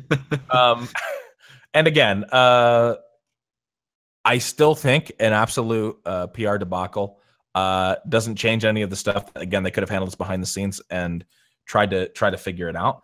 But basically, they say that there's a couple different things going on, and their concerns are more dealing with the fact that they pay royalties already to Unreal and stuff, and they share information back and forth in regards to stuff that with the gameplay and the UI and all this, and that they're just a little uncomfortable that Epic basically didn't reach out to them first. I think one thing that keeps coming through in this article is that they feel like this was just kind of like, people think that this was sanctioned by them almost, and that Fortnite didn't ask them at all about any of it. And they just kind of went forward, and they feel, I don't know, I guess betrayed maybe a little bit, but they kind of feel like, hey, they should have at least talked to us and been like, hey, do you think this is cool? Will there be a conflict of interest here, etc. So before we get into more of what he said, do you guys think that Fortnite did this knowing that it could possibly, because again, Brandon, we were talking about this in the pre-show, because you were like, I don't want to give Epic too much credit, and that they're like brilliant, and they knew if they did this, then they would get PR, because PUBG, Bluehole would respond, and then we would get all this free publicity. I don't think they were playing that level of a game, but is it reasonable to assume that if you license an engine to the biggest game in the world now, and PUBG is the biggest game in the world on PC, online at least, right? We can say that. That if you're going to release something not necessarily Steam, the biggest game in the world, not in the world, I guess on Steam. Okay, that's a good point, because we still have like Blizzard, but and League on of Steam Legends and other games, and League. That's true. Well, those are garbage MOBAs, but yeah, sure, absolutely. No, you're right. Biggest game on Steam. Is it fair to assume that there should have been some communication, or do you think that they didn't really have to do anything with that? Because this is a working relationship, right? You want to have a good relationship with a company. I mean, again, the fact that they're paying royalties, I mean, you figure the royalties there must be paying for the amount of millions and millions of dollars they made. Like, you want a good working relationship. So I can't figure out if this just kind of went wrong, if like Fortnite was like, oh yeah, we'll just do it and they'll be fine with it. And now they're kind of like, oh, they're super salty. Or if this is more calculated, like, yeah, we're just going to do what we want. And I think it, I mean, can't really do anything about it. It's hard to really know, but I could easily see, right? Epic is not a small company. I don't know how large they are. No. But if I had to guess, the people working on Fortnite, the teams working on Fortnite are probably a completely different set of people than work on Unreal Engine licensing and development, right? Like game development and engine development and engine business development and that sort of thing. Those are probably completely different people. And if I had to guess, like, they might not even talk to each other. So the fact that that Bluehole is seems to be concerned that there's maybe like this conflict of interest because Unreal makes the engine and then they're also now making a game. Again, that's like I can sort of see where they're coming from, but like that again, it just sounds like they're upset. Like, what do you hope to get out of this? I don't think it like no one's gonna be like on your side really. Because you knew this going in, like no one forced you to use Unreal Engine. So I think it's sort of it doesn't necessarily endear them to the community because it's like they make games too, right? They were making games before you guys existed as a studio. They were making Unreal Engine before you existed as a studio, and like why are you upset with this now when a engine studio that also make games happens to make your engine and now they're making a game? It's just I don't think it plays well when they seem to be upset about something that is like, what is your recourse? Like, this is something you knew could happen, and realistically they don't have to tell you about stuff they're doing. So being upset that they didn't tell you, I think that they're upset about something that, yeah, sure, be upset. But like, why are you making this public? I just don't think it plays well to the public. If you're upset about this, by all means, email all your people at Epic Games, right? Like, email all the people you know there and be like, hey guys, this isn't cool, right? Like, we're making you a lot of money because we use your engine, and then you kind of blindside us with this battle royale mode that seems to be more or less a direct competitor to us. That's not cool at all. Right? Send a strongly worded email by all means, but playing this out in public, I just don't think it. I don't think it endears them to the community at all. No, I totally agree. Optics are terrible. Let me just give a few more quotes here, and then we can continue to talk about it. Again, you can check it out on PC Gamer, but they did a pretty in-depth interview, and he said, we're starting to have, this is Kim who made the original comments, we're starting to have concerns that they're going to develop new features or improve something in the engine to support that Battle Royale gameplay that they're talking about, Fortnite Battle Royale, and then use it for their own game mode. And he also goes on to say that, it sounds like they work back and forth to improve the Unreal Engine for this thing. So he said stuff like requiring 100 people in one session and other stuff like that. And he's saying that like we've worked back and forth to try to figure out the code, and he's saying now take that stuff that we figured out and help implement to make our game successful on Unreal 4, and they are going to use it for their own game. And so again, part of me goes, is that... Oh, Scott, you still there? Yeah, he's here. What happened? Is he? I can't. Scott is gone for me. Well, that is unfortunate. I can hear Scott just fine. Well, this episode brought to you by the Twitch desktop app. Yeah, it looks like you've disappeared from the stream too. We'll get Scott back. Hello? There we go, Scott. All right. Back? All right, sorry. Continue. Gotcha. Sorry. They're trying to Comcast throttling me again. They're working with Bluehole and Epic and all the other companies that are in this. No, so basically what I was saying was, I don't know where I cut off, but I was saying that they're basically, he made it clear in this that they've worked back and forth with Epic to improve the Unreal Engine for like the stuff that they need for their game. and that he's concerned that they're going to take those breakthroughs and they're going to use it on their own game. So I guess the first question is, okay, like Cry Me a River, like, okay, of course they're going to use improvements to the engine that they could figure out to probably help sell their engine. And again, I guess the issue though is, okay, yeah, they are developing a game that's competitive. Is that just kind of in poor taste to do that? But is that within their rights because they own the engine anyway? Like, where do you, again, I guess it gets into some more kind of like gray areas, but does that change anything? Moving it away from this whole conversation in the public sphere is retarded and they're not going to win any favors with that.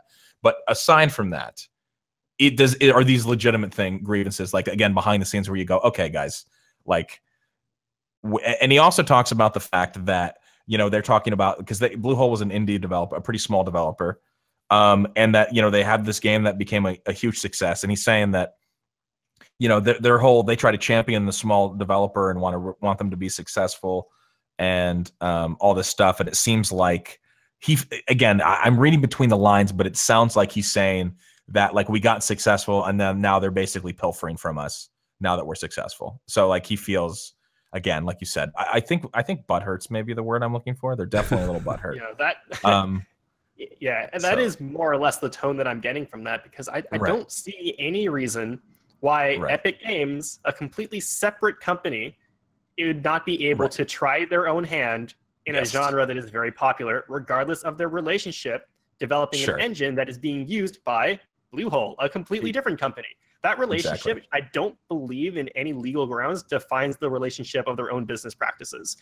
So I don't think this holds up in any case. The only way it would have held up is if there was some kind of like non-compete, like if Bluehole had the foresight to be like, okay, during this, if we license this engine, like, again, I'm sure they weren't in the position, of course. I mean, at the time they didn't have the resources that they have now.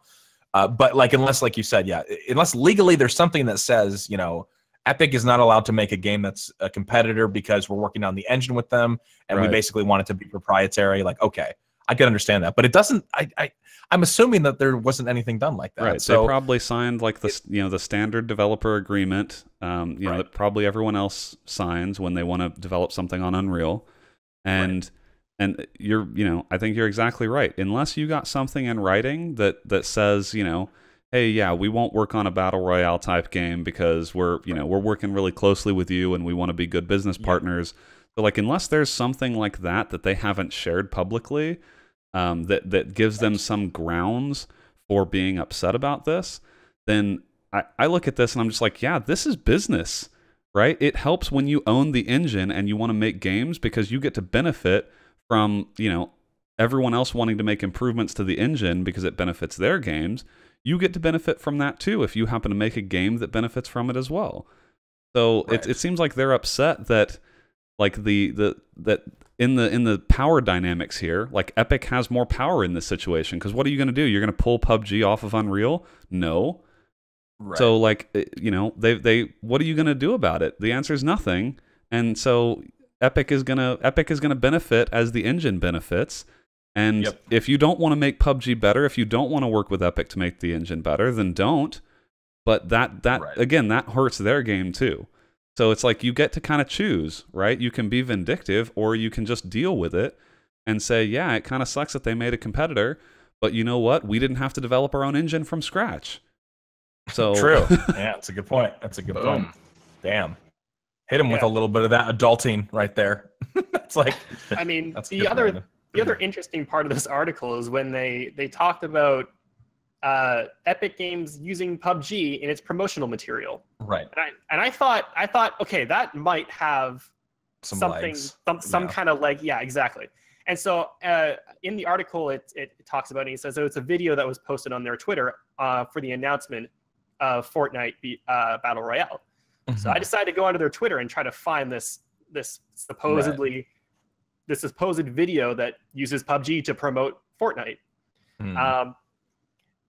It is maybe 15 seconds into the video where it is an interview with one of the devs at Epic Games who says, here at Epic Games, we are a big fan of Battle Royale style games like PUBG and H1Z1, so we wanted to make our own. That's it.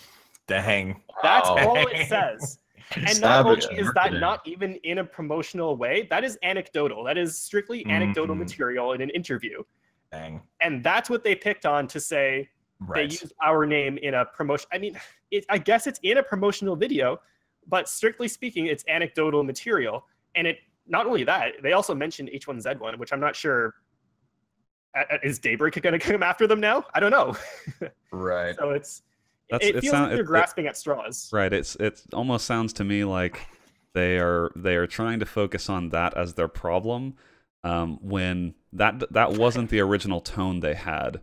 It was like it was an also thing in their original statement, and now like the community has responded and they're clarifying and saying, oh, we actually only care that they used our name. Which, like, okay, I think that's a little too convenient when you've had like a follow-up interview, and like this clearly is not just about they literally, like, he's literally talking about the fact that it's not just the fact that they used PUBG in their promotional material. In this interview, he talks about like he's concerned with the conflict of interest. So I mean, just don't talk out of both sides of your mouth. Yeah, exactly. Yeah, and like the other thing is like, so yeah, again, talking about the promotional video again, and then the whole idea that like all these people are coming, like I think this is the most telling, is that this is the last part. So they were giving the impression that you guys were on board and were a part of this, and in no way you were. Which again, from that Twitter video like you just described, Yang, I don't see anything that says that. Like you don't get like, oh yes, PUBG sanctioned this because you took an anecdotal clip from an interview. I think that's pretty like flimsy. that is super flimsy. And then they say and there were players that said, oh, it's cool, now we get to play PUBG and Fortnite, and there was nothing we could do about it because it was depicted that we were officially involved. And there is just zero chance that would hold up. Like that is so flimsy. Like don't build your house on that one, folks.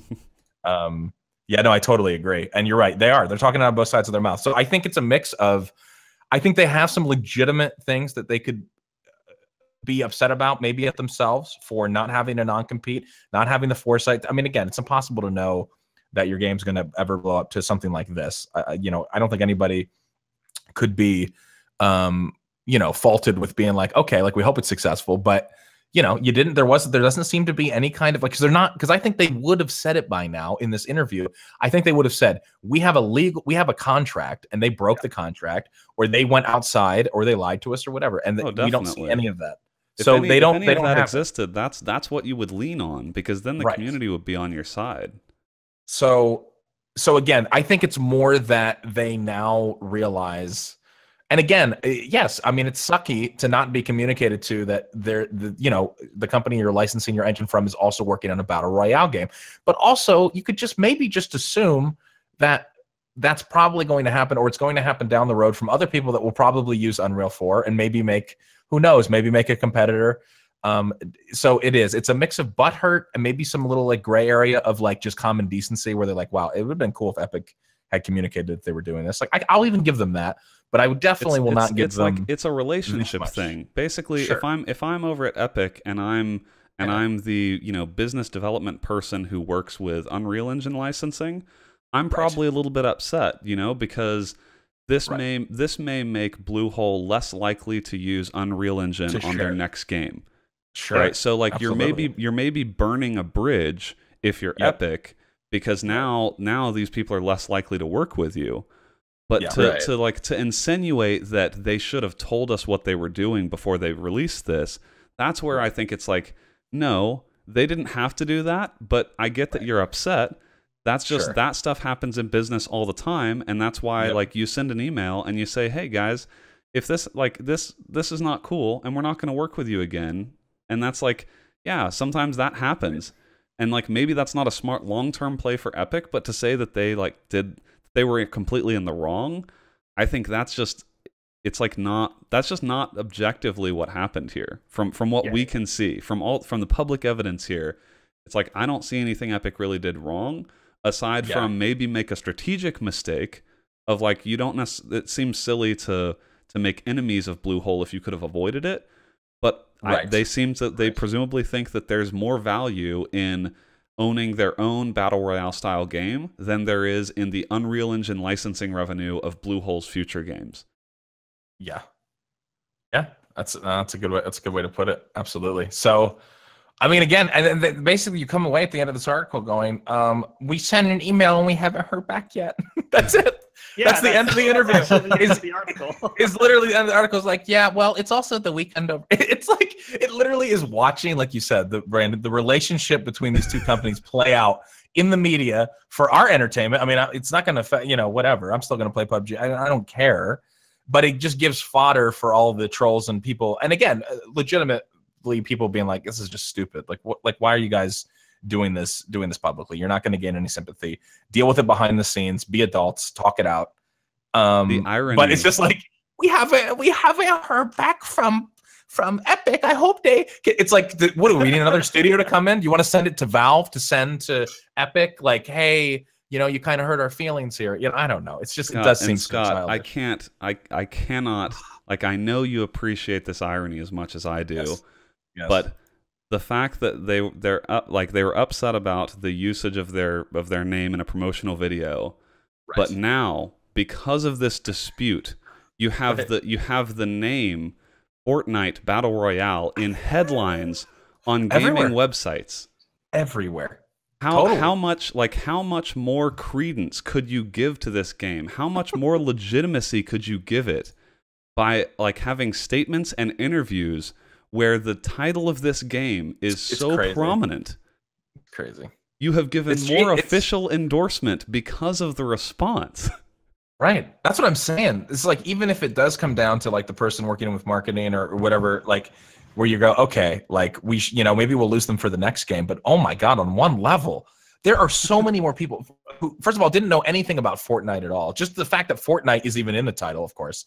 And then, like you said, now you have the Battle Royale. There have to be millions of people by now just on Twitter who are like clicking through and they're like, okay, what is this? What is this tweet? No. What is this meme? You go through and it's like, I think it's going to massively expand the player base. People will be like, oh, it's free to play?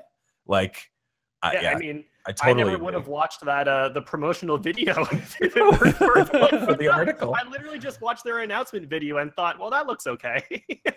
Totally. That's so, yeah, no, the irony is just, oh, it's amazing. So good.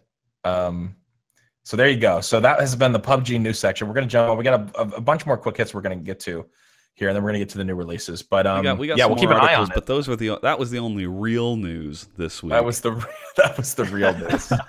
Yeah. So the next one is for quick hits. The first one, so Rainbow Six Siege, a game that I do enjoy from time to time, is switching to CS:GO style recoil patterns, which I thought was pretty interesting. Yeah, you would put this into the doc because you had seen it, and it's kind of so far. At least at the time that this was announced or discovered, there hadn't been too much activity within the community about it. Some kind of back and forth, but basically the way that the recoil and stuff worked in the past, they were not happy with it. So they explained the problem that they encountered and what they trying to do to fix it. So the dev said the gun you are holding in Rainbow Six is rendered at a fixed 50 FOV, but the world is rendered at a 60 FOV for consoles and anywhere from 60 to 90 on PC.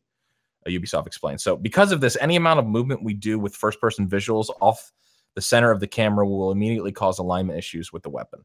So this was the issue that they were struggling with, and they said this turned out to be a bigger problem than you might think. Basically, removing the offset eliminated a lot of the recoil effect and made weapons too easy to use, which then led them to want to tweak the recoil of all the weapons. But then that led to another problem with the existing recoil system because it established basically one pattern definition, which left us with a system that is still very pretty much an RNG, a random number generator, dependent system that pulled hard on the camera and made the weapons feel erratic or unpredictable. So now they have something called multi-stage recoil for the recoil, and it basically it lets them define unlimited recoil data sets at any point during full auto firing. So, for example, they say to the engine, for the second bullet, use this recoil data set, and for the third bullet, use this other data set, etc. So that way we can say where every bullet goes in relation. That way we can see where every bullet goes in relation to the previous one. So. Love a good multi-stage data set. Dude, the classic. That's, you know what? There you go. So they basically, to keep the learning curve manageable, they're saying they basically divided recoil patterns for each individual weapon type.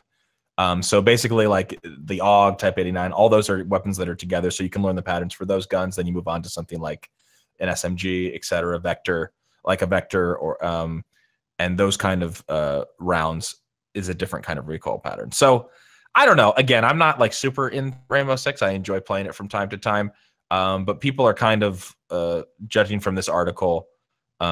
People are kind of still feeling it out and not sure how they feel about it. Do you have do you guys have any thoughts about recoil in general? I thought this was just interesting because depending on what game you play, like obviously I'm a big Counter-Strike proponent. So I mean, once you learn the recoil patterns in Counter-Strike, at least in past games, before there was the kind of some of the more RNG stuff that they try to introduce in the newer game, it was a little bit different. But Yangity, what do you think? And have you tested any of this out? Yeah, I found this interesting only because of the community response, and specifically the people who are very vocal about not enjoying this change for a couple of reasons. To a point where actually PC Gamer has conveniently linked one of the Reddit comments that they cycled to, and I wanted, this is what I wanted to discuss more than anything, because this post seemed to have gained a bit of traction and had a lot of people agree with it. And there was one sentence in it that really caught my eye more than anything. So I was looking at this in the context that, of course, Ubisoft still wants this game to be competitive. That is the whole point of it. At least that's the only reason I can think of them really wanting to introduce these changes. Sure. You don't make a change like this unless you actually want there to be some kind of a consistent skill ceiling. And while I'm sure it's going to improve like the player experience, or ideally it would, this is overall a game that if you try to follow up on any reasons that they make any changes, this tends to be a game that they want to be competitive. So overhauling a core mechanic like this is why I thought this was interesting. This one particular comment, see if I can find it here. It says, when you once had to tap/burst fire at long range with fixed recoil, you can now spray. This is actually a big issue in CSGO. Even at long range, people will spray down because the recoil patterns are known and easy to use. I mean, I'm not a very good Counter-Strike player, but I know my way around the game. I don't know that I have ever heard anyone say that spray patterns in CSGO are a huge issue and easy to use. No, absolutely not. Especially for how competitive Counter-Strike is. So this, to me, that alone almost validated this person's paragraph that they wrote, because this sounds like them trying to find reasons to say change is scary. Yeah, no, absolutely. Because this implies to me that they do not know how Counter-Strike works. Right. Because, yes, it is true. To some degree, you can spray at medium to long ranges if you really know what you're doing. But you're talking about professional level play where people are controlling a spray at a very impressive rate. Right. And even then, it is still not recommended to spray. Most people will say, just control your movement and tap, fire, short bursts. Spray is sort of one of those panic things that you do. A lot of people criticize pros for not having the discipline to burst instead of spray, regardless of how well they know the spray patterns. So what concerns me is that this entire response so far has addressed the idea of the way that spraying works on a theory basis in Counter-Strike. Right. But hasn't taken into account how different the movement is in Rainbow Six Siege as well. That's true. That's true. Movement is so different. In Counter-Strike, I know it's not as crisp as in previous Counter-Strikes, but for the most part, you can stop pretty quickly and you can counter-strafe. And the way you have a really good idea of how your character moves across the map. Whereas the Rainbow Six has such a different movement system that I don't think this is going to be something people can really comment on until it's implemented. I mean, I don't even know if they don't say it in the article, but is there more inaccuracy while you're running? Does the spray pattern change? I don't know. How does this work in terms of like what is the advantage to certain guns spraying versus ones that are bursting? Maybe ones will have a very large disadvantage, the same way that CSGO works. This is why I was saying I'm more so focusing on the community response, because there's so much about this change that I don't think we'll actually figure out how it works until it's in the game. And so all of the negative response to me, especially when they make comments about Counter-Strike and the way that it's used from a competitive setting makes it sound like to me they're just saying change is scary, and I'm just trying to find things to criticize this with. Can I just really, you want to talk about totally people uninformed on fucking Counter-Strike? I'm scrolling down in the comments because I was like, I want to hear people talk again, using Counter-Strike as an example where, like, the way that you read this is that it's like everybody in Counter-Strike just holds down left mouse click for 30 rounds with every gun. This guy goes, in R6 right now, burst firing is important, especially at long ranges and especially with certain operators like Buck. The choice between tapping, bursting, and spraying should be an actual choice with real consequences. Predictable recoil completely removes this, as is clearly evidenced by the complete lack of burst firing in CSGO. What? What? That even at professional, which is so wrong because oh my you God. do it all the time. Even at professional level, tapping and bursting are so useless that listen to this, that the only pro that does it, Scream, has been panned by other pros and left out of higher level teams. What? Just describe Counter-Strike 100% was essentially that nobody ever burst or taps, and that everyone's like you said, just holding down 30 bullets or just got the What's interesting about this too is that as someone who mostly plays Counter-Strike and went to R6 Siege for a little bit, I think I have been running sprayed in R6 way more than I have ever been running sprayed in Counter-Strike. So this is why I say this comes off to me as someone who's going, change is scary, I don't want this. And because there's so, I mean, it could be implemented in the game and it might not be good. Like, that is a very real possibility for a lot of different reasons. But I don't know that you can look at Counter-Strike and be like, they just run around spraying 30 bullets because everything's very easy to get. I mean, some of the most popular posts that ever come up on Counter-Strike is people just not being able to spray. Exactly. Even at professional levels. You know what I'm realizing? This is just getting me upset because this is like some bitter Rainbow Six nerds mad at how competitive and great Counter-Strike is. You know what? It really does. Kind of like... Yeah.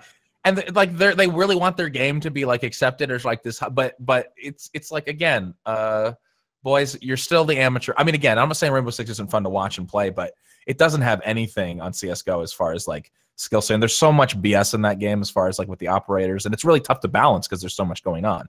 I'm not saying they don't try, but yeah, like you said, Yang, even to just try to argue that like it's more skillful. It's like I've been killed far more times by people just full sprinting in Rainbow, and even gotten kills myself like that, where I'm just running. I'm like, what the fuck? I've never gotten kills. I just killed somebody full sprint. It doesn't make any sense. I don't know. So it's interesting to me that they have an argument for the skill ceiling when they say that you should only be able to tap and burst. And it's like I think the majority of Counter-Strike players want to tap and burst because it is so much just by that's not even like a preference. That is how recoil works in Counter-Strike, that you are far better off setting off 2 or 3 shots and waiting for the recoil to reset. And so I'm going to be very interested in when this update hits, how they're going to, because like, who knows, they may have already been so jaded towards these changes before they're even implemented that there's going to be fallout regardless. Having said that, we are also picking on the post of literally one person.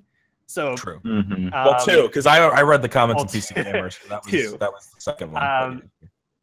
But at least from the objective of this article, it makes it sound like while the community is not quite sure, most people are not very welcoming of it. Especially, which is interesting because the whole point of the update is to remove RNG from the spray. They are actually introducing what's overall supposed to be a more accurate system. The actual dev blog, I think, is pretty detailed. Like, it's kind of an interesting. It's more transparent than you typically get from games like this, where they describe what the recoil pattern was like before, and like basically the first shot is on target, and then it chooses a random point within a diamond to find the next shot, and then another random diamond on top of that shot so like they basically say there's an RNG system behind the current system, but because of the way it worked with the FOV and stuff, that the bullets didn't always land exactly where the reticle was, and like that's a pretty big problem. That's a huge problem for a game that wants to be billed as competitive. So I actually found the dev blog, kind of interesting. Like whether you agree with the changes or not, they've pretty clearly stated the problem they're trying to fix here, which I think is a pretty high priority for a game that wants to be competitive. Yeah, definitely. So, well, we'll see what happens once the changes hit, and if the baby rage will continue. And again, like you said, it could end up, maybe it doesn't end up working out. Maybe they don't succeed with what they want to, but it's going to be, I think the key point is going to be how does the system interact with the movement in Rainbow Six Siege. I think that's probably going to be the biggest dynamic that is going to define how well this update is received. Gotcha. All right, there you go. That's the first one. We're going to power through these next 4 here pretty quick because it's already getting late. And Katie's got he got a 7. He's got to get up at 7. He's got a shower, put on his anime shirt, and then of course get to his jury duty. First one here. Yes, Palmer. We have to talk about this real fast. Okay, so Palmer Luckey. Okay, basically, responsible for the Oculus. He wants to make VR porn hardware with an industrial robotic arm. Okay, and I don't really have to say much more other than he says in this article he was recently at the AVRS Hentai VR pool party, and he was dressed in some waifu cosplay. And he talked enthusiastically about VR porn and all he hopes to do with it, including experimenting with giant robotic peripherals. And he said that he kind of annoyed with major VR companies pretending that adult VR doesn't exist. He called out Facebook and Valve and said that like these dudes essentially love VR porn, but then to the public act like they don't. And he says that this is going to be a major pusher for getting the technology out there, which we've talked about many, many times. So yeah, you can.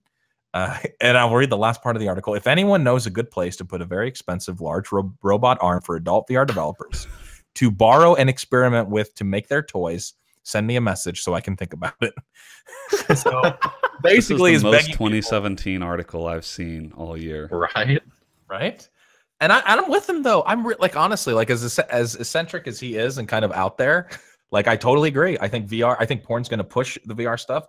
I think toys along with it. Like, dude, I mean, again, sex sells in all areas of life. And, we've got more repressed virgins out there than we've ever had in the entire history of humanity, which is due to technology and not having to really interact with people. If you you can be as hermit as you want to be. So I'm with him, man. Like, let's get the toys out. Let's get all the, I think in 20 years, like if you're not actually having sex with some kind of robot and you're actually having sex with a human, people are gonna be like, what are you doing, dude? You're so old school. You're a weirdo. I mean, again, maybe not 20 years, but like I fear for what is coming. And I also kind of, welcome it. I don't know. It's a mix. I'm a little bit scared and I'm also kind of interested. So we'll see what ends up happening with that. And let's see. Did you guys have anything to add to that real quick? No, I think that's good. I did not. Okay. I cannot add any more than the title of the article already does. All right. Real quick, DDR5 memory is twice as fast as DDR4, and that's slated for release in 2019.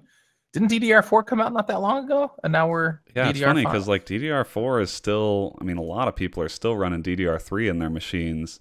So for DDR5 to already be on the horizon, I guess it's good. Like if it's twice as fast as DDR4, that sounds awesome.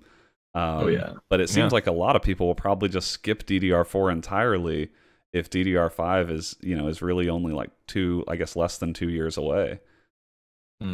Right. Yeah. So there you go. Look forward to it in 2019. You can have 16 VSync or not VSync, G-Sync monitors like Brandon has. 27-inch. You can have 64 gigs of DDR5 in your computer while getting jerked off with the Palmer Luckey robot hand. Like that is the possible future. Yeah, the future if he can find somewhere to put it. Yeah, the future is looking better and better all the time. All right, Call of Duty World War II PC open beta, boys. It's going to be September 29th through October 2nd. The open beta, I'm excited. I'm going to be playing a shit ton of it. I know Katie is. I don't know if Ying you're going to be playing too. We're going to be getting it. So looking forward to that. Again, I think a lot of us are excited to just play a boots on the ground Call of Duty without all the jetpacks and fanfare. And again, it doesn't need to be like Katie said, you said you wanted it to be a really good Call of Duty. I don't even care if it's really good. I'm just down to play a mindless you know, like you said, and you said, Yang, generally they're somewhat competent where, like, again, there'll be annoying stuff and stuff that's overpowered that they'll try to have to balance stuff. But at the end of the day, it's fun to just run around with your, you know, with your boys and just shoot stuff. Like, it's good. Right. So yeah, just going off of what I've seen like so far, it looks like the only things to be worried about are like the flamethrower might be too good, but it's like a kill streak. It's not like an actual weapon. And then the SMGs, it's looking like it's going to be an SMG heavy game purely because of the map design. Yeah, we'll see.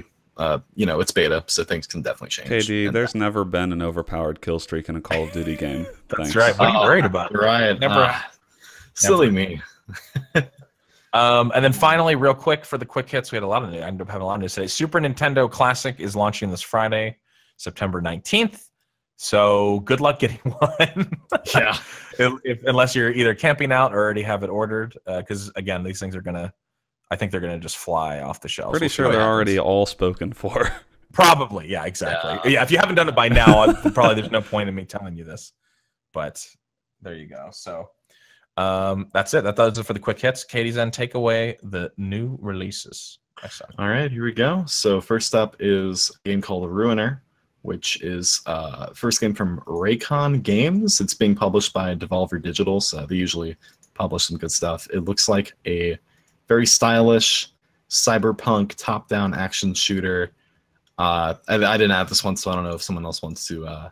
Yeah, I saw this game was at PAX several weeks ago, and I saw a little bit of it, and it did remind me a bit of like that kind of Hotline Miami aesthetic. But it's not like a sort of 2D thing right overhead. It's like 3D, and it's a little more of, I guess, kind of a Diablo camera angle. But it just looked really interesting. It had a really cool art style and like looked super fast paced. And you know, Devolver has a pretty good reputation for some of their titles. So it looked like a pretty cool game, and it's $20. You know, like it definitely seems like the kind of game that if you enjoy a Hotline Miami type experience, this seemed like a kind of a different take on. It kind of scratches that same itch, I think. Yeah, I can see Hotline Miami for sure. I can kind of see a little bit of like a Transistor vibe going on. Yeah, for sure. Yeah. So yeah, that is definitely going on the wish list for sure. That looks fun. But yeah, comes out September 26th for $19.99. Next up is a game I'm personally very excited for. We're finally getting the next game from the team behind Torchlight 1 and 2. And it's actually going to be a single-player adventure called Hob. This was announced a while ago, and it's finally coming out on September 26th. It's a action-adventure game, single-player. Yeah, it looks like a pretty stylish action game. Looks like primarily sword combat with some like magic thrown in there, and the art style just looks beautiful. Looks like a lot of puzzles that involve like tinkering, messing with the world around you. Yeah, it looks like, I mean, the Torchlight devs of Runic Games, they've really, you know, they've proved themselves in the past, so I'm pretty confident they'll make a polished and fun game. But a little departure from what they're known for. Not a Diablo clone anymore. But yeah, that comes out the 26th. It's going to be $20, but if you pre-order it, you'll get it for 10% off. And they're also doing a Runic Games bundle. This is actually pretty sick. You get Torchlight 1, Torchlight 2, and Hob for only $24.91 right now. That's good. That is a sexy deal right there. Okay. Ooh. Yeah, pick that up. Torchlight 1 and 2, fantastic games. And yeah, next up is Total War Warhammer 2. Is this a crossover game? I feel like Warhammer... Is Warhammer Total War, or is that something? No, Warhammer is. I usually hear about it in the context of a board game and other kinds of fantasy set. Yeah, like Spacemen or. Yeah, but Total War has been working with them to create a Total War style game set in the Warhammer universe. Okay. Okay. Cool. Yeah, someone else want to take this one. I'm not really familiar with either. I mean, I just put it in because like it is. I feel like the Warhammer games, you never know what you're getting. Like this, we had a Warhammer game come out earlier this year, and there's another one coming out, and this time it's got the Total War name on it. So I guess it's like an RTS kind of thing. Yeah, well, if you're unfamiliar with the Total War games, I mean, they're mostly known for like Total War Shogun, Total War Rome. This is an old series that goes back for quite a while. Yeah, I actually own Total War Warhammer, the first one they did, and it is very good. So I from what I've heard, at least people who have gotten their hands on this game a little bit, is that it's just basically the first game that they put together, and it's quite a bit more refined. I mean, Total War games now, they've sort of deviated from any kind of a competitive aspect, which they tried to do with some of their games maybe 5 to 8 years ago. I'd say they tried to make their games a little competitive, but now it's basically I don't know what to call it. It's basically just like large scale army battle porn. Like they just try to throw thousands of units at each other in this big epic scale battle, and they do an excellent job of it. So Warhammer was just sort of their next choice. For a while, they've been bouncing between historical eras. Sengoku Japan. They did Rome. They did industrial. Or no, I don't think industrial, but sort of like line infantry. Europe, the American Revolution. So now they've just totally gone overboard and just went for finally just went to the fantasy route. But yeah, this is pretty heavily anticipated from people who follow the Total War series. Yes. All right. Yeah, looks good. Yeah, I remember that last one you were talking about. It came out like a few months ago. That it looked really good, but it got a lot of negative reviews, which was pretty sad. Yeah, well, I mean, this one's $60, so I feel like it's yeah. I'm sure for fans of the series, like that's probably not a big deal, but it kind of seems like a steep price of entry for someone that's not already kind of invested in this universe. Right. Yeah, for sure. Definitely. So yeah, I look forward to that. I can't believe I almost missed this one. What are you yeah. I was going off with the tabs. Put this on here just for you. Thank you. Oh, my good friend. Thank you. Danganronpa V3 Killing Harmony, long-awaited third entry in the amazing Danganronpa series. Looking at this game, Danganronpa 2 came out in 2012 on the PSP. So looking at this game and going back to Danganronpa 2, which 1 and 2 are both on Steam, they're both fantastic games. And yeah, the visual jump here is incredible. I love it. So if you don't, I'll give you the quick rundown. Danganronpa is like a visual novel, like turn, murder mystery solving thing where a bunch of high school kids are trapped in it's very anime. That is, let's get that out of the way. It's a very anime game, but basically 16 people are trapped with pretty much an endless supply of food and water, and they're unable to leave. The only way they can get out is by killing someone. And if they kill someone and get away with it, then everybody but them dies and they leave. But if they kill someone and get found out, then only they die. Everybody lives. And so the story will go on. It's usually 6 chapters long. People will kill. You got to try and find out who, solve the mysteries. And where the game really picks up is when the game goes from, just talking around like normal visual novel stuff into the class trials where things start getting, people will start just straight up talking without interruption. And you have to look for contradictions in what they're saying and fire evidence as the bullets at their contradictions. It's a really fun game. I think it's actually a pretty fun stream game, if you're getting into it. Just please God, if you play this and when you hear this, don't think, oh, he's a weeb, he'll of course say this. Listen, dude, you cannot play this in English voices. Oh boy. If you play this with English voices on, I will disown you. Wow. It's some of the worst voice acting. It's terrible. Play it in Japanese. Gotcha. Yeah, I'm very excited for that. But oh my God, I got a cop. I got Danganronpa 2 to play. I've got the side game. I've got the anime to watch. I don't know, man. And don't forget, you got one more, dude. This game is very highly anticipated. Oh yeah. Never thought it would come out. Never thought I'd see the day. Cuphead on Steam. Yes. Coming out September 29th. It looks so good. Just visually. It does. Oh man. So beautiful. Oh yeah. It's been in development for a while. We've seen countless gifs of the incredible detail and animation put into this game. Unfortunately, only local co-op, no online co-op. That is an instant flaccid moment right there. Yeah, that's unfortunate, man. It sucks there's no online.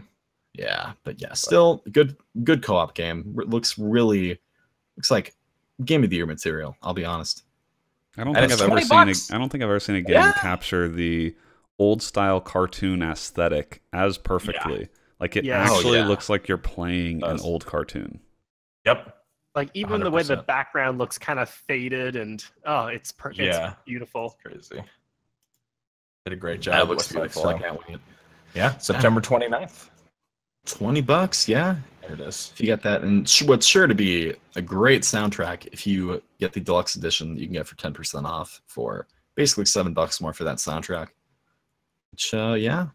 And if you are worried that your PC won't be able to run this game, want to make sure that you've got 2 GB of RAM, and you've got to have a PC beefy enough to be packing a GeForce 9600 GT.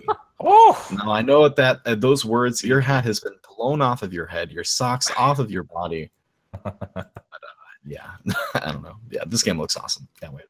Definitely.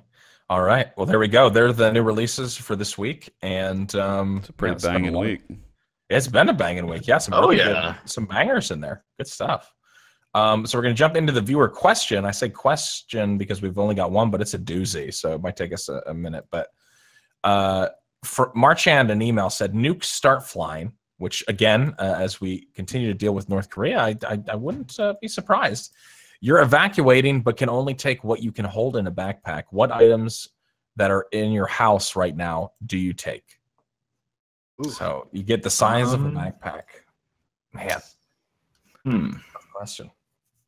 So I think I definitely throw, like, I have some trail mix downstairs. I think you throw, because if nukes start flying, that means one's in the air. I'm thinking, like, first thing, I want to just pack some food and probably some drinks, like some water from the fridge and some stuff.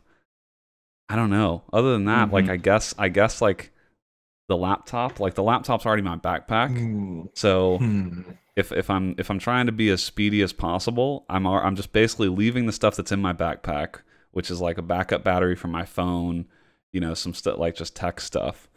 And then I'm just filling it with, I guess, food and water.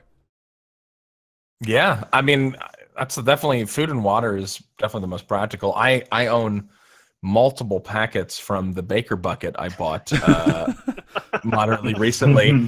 Unfortunately, I won't be taking any of them because they require a full kitchen to really make the recipes. So I actually won't be. Man, trail mix is a good kind of, can last a while and be pretty strong.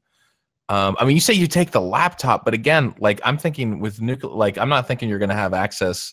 I mean, you can have a battery pack to charge it. I'm not thinking you're going to have electricity all that easily. So yeah, but I'm just thinking, like you've got, I don't know, you've got Excel, you've got like, you could do stuff offline that might still be important. True. Good point.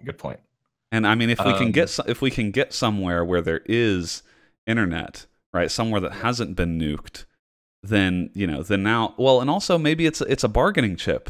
If no one else has their PC, right, then like I'm basically God. Good point. That's actually a really good point. If we have to rebuild society, who better to lead the new society than the one person? The sole laptop left in the entire world Brandon owns. And he's got the razor blade stealth. He is our new president. That's a good point. I would say, depending on how things go, you're going to want to bring a bottle of lube, because if everything is truly devastated, you're going to do a lot of jacking off, and chafing is 100% a possibility. True. So you're going to want to bring something that at least, or some kind of moistening lotion, just something to make sure that you treat your hog properly. So that's just a practical thing. Those are things you just don't really consider until they happen to you. Until they happen, and you're like, dude, like I'm so bored. I've been held out in this shelter I found for literally 3 weeks, and the only thing that entertains me is jacking off. But I'm chafing. It's like, well, I was gonna say, I don't know what what nuclear reaction does to the skin, but I imagine it may make it quite dry. So if you go for lotion, then you got dual action. Yes, Nova's point. Yeah, absolutely. Okay, so yeah, lotion. Yeah, lotion would definitely be good. Leave the lube at home, but by all means, stock up on lotion. There you go. I think these are important distinctions. If nukes are flying, if you accidentally bring the lube, you're going to be sad that you didn't think about the lotion instead. You've got to think of things that can serve multiple purposes. Yeah, no, absolutely. You're right. It's got to be dual purpose. The good thing we had this conversation before you were actually That's right, before that North Korean nuke actually hits Pennsylvania. It's good that because all of a sudden, you know, your hands are going to be cracking and you're going to have lube sitting next to you. And you're like, oh no, I could have one. Oh man, that's good. Ying, what about you? Any thoughts and stuff you'd bring? I don't think. I mean, I'm thinking. I live in a relatively small place, so I'm thinking I could probably get at least all the canned food and like the bag of rice I have in this cupboard into the backpack. Okay. But I think so. I'm nothing special. Maybe on some bottled water. But I think I mean, I played PUBG. So I think I'm also going to grab a frying pan because I know that's going to save my life at some point. That's smart. That's smart. Not a bad idea. Again, multiple purposes. Yep. You can cook over an open flame, and you can kill someone to death. Use it as protection. Or it'll protect my booty from a bullet. That's true. Exactly. Put on your, Katie, thoughts on things you'd bring? You know, I wish I had something more interesting to say than all the food I can grab, all the water I can grab, and a 3DS, all my games, you know, something to play mobilely. I knew I would stock up on these games for something. Boom. I thought you were going to say like something in regards to like your Sonic body pillow or something. But I was going to say, actually, Scott, I was wondering if you're going to take the body pillow of yourself. No, I really should be getting to bed. Really should be getting to bed soon. Let's just no, but yeah, I mean, I'd probably see if I can fit my dog into a backpack. KD would just look. KD would be like, "This is the best excuse I've ever had to get through these single player games I haven't finished." That's right. Yes. Absolutely. Actually, I think Katie's like, I don't have to go to jury duty tomorrow. Oh man, the first thing I'm doing if I'm not in jury duty, hitting up that Half-Life 1. There you go. Yeah. I really hope I do not get nuked. I would just like to end with that. Sure. I mean, I don't think any of us want to get nuked. The way things are going. I would like to also echo Katie's sentiment that I prefer not to be nuked, but really not like to get nuked. Yeah, I prefer that too. But who knows? We're laughing about it now, but I mean, we'll see what happens, dude. You got a president openly threatening murder on North Korean leaders. So yeah, that's great. It's great. Toasty. So this would be the next part of the show where we would read the iTunes podcast review of the week, but you guessed it right. We don't have one because people are slacking. So if you would like to leave a review for us, you can go to iTunes, just look for KBMOD, be logged into your account, find KBMOD, rate us 5 stars. That is the one requirement for leaving a review. And then write us a love letter, write us something, write us a limerick, write us a question. It can be a lot of different things. You can put almost anything in the body of the review. You just got to rate us 5 stars. So we haven't had too many entries the past couple of weeks. So if you write something moderately good, the chances are, or even terrible, you might get on next week. I don't know. I don't want to promise anything, but so go ahead and do that if you would like to possibly be featured on the show. But yeah, other than that, I think the site's been a little bit quiet. We haven't had too much in the way of content the past couple of weeks, but you can always, of course, use the multi-stream link. Check out the moderately updated build guides that Brandon did not too long ago. And I'm sure there'll be some content coming on the site pretty soon. That site loves to be come on, let me tell you. So probably stuff will be coming. Okay. You can follow KBMOD Gaming on Twitter at KBMOD Gaming. Katie Zen is at Katie Zen _. Katie, I remembered. There we go. Thank you. Yeah, you're welcome. Yingity Yang is at Yingity Yang. Brandon is at Volition, VOL1TION. And I am, of course, at APL Fisher on Twitter and Live Jasmine. You can also find me on Twitch. And thank you guys so much for listening. It's been a good one. Lots of good discussion. And we'll see you next week for episode 295. Farewell. Yatta!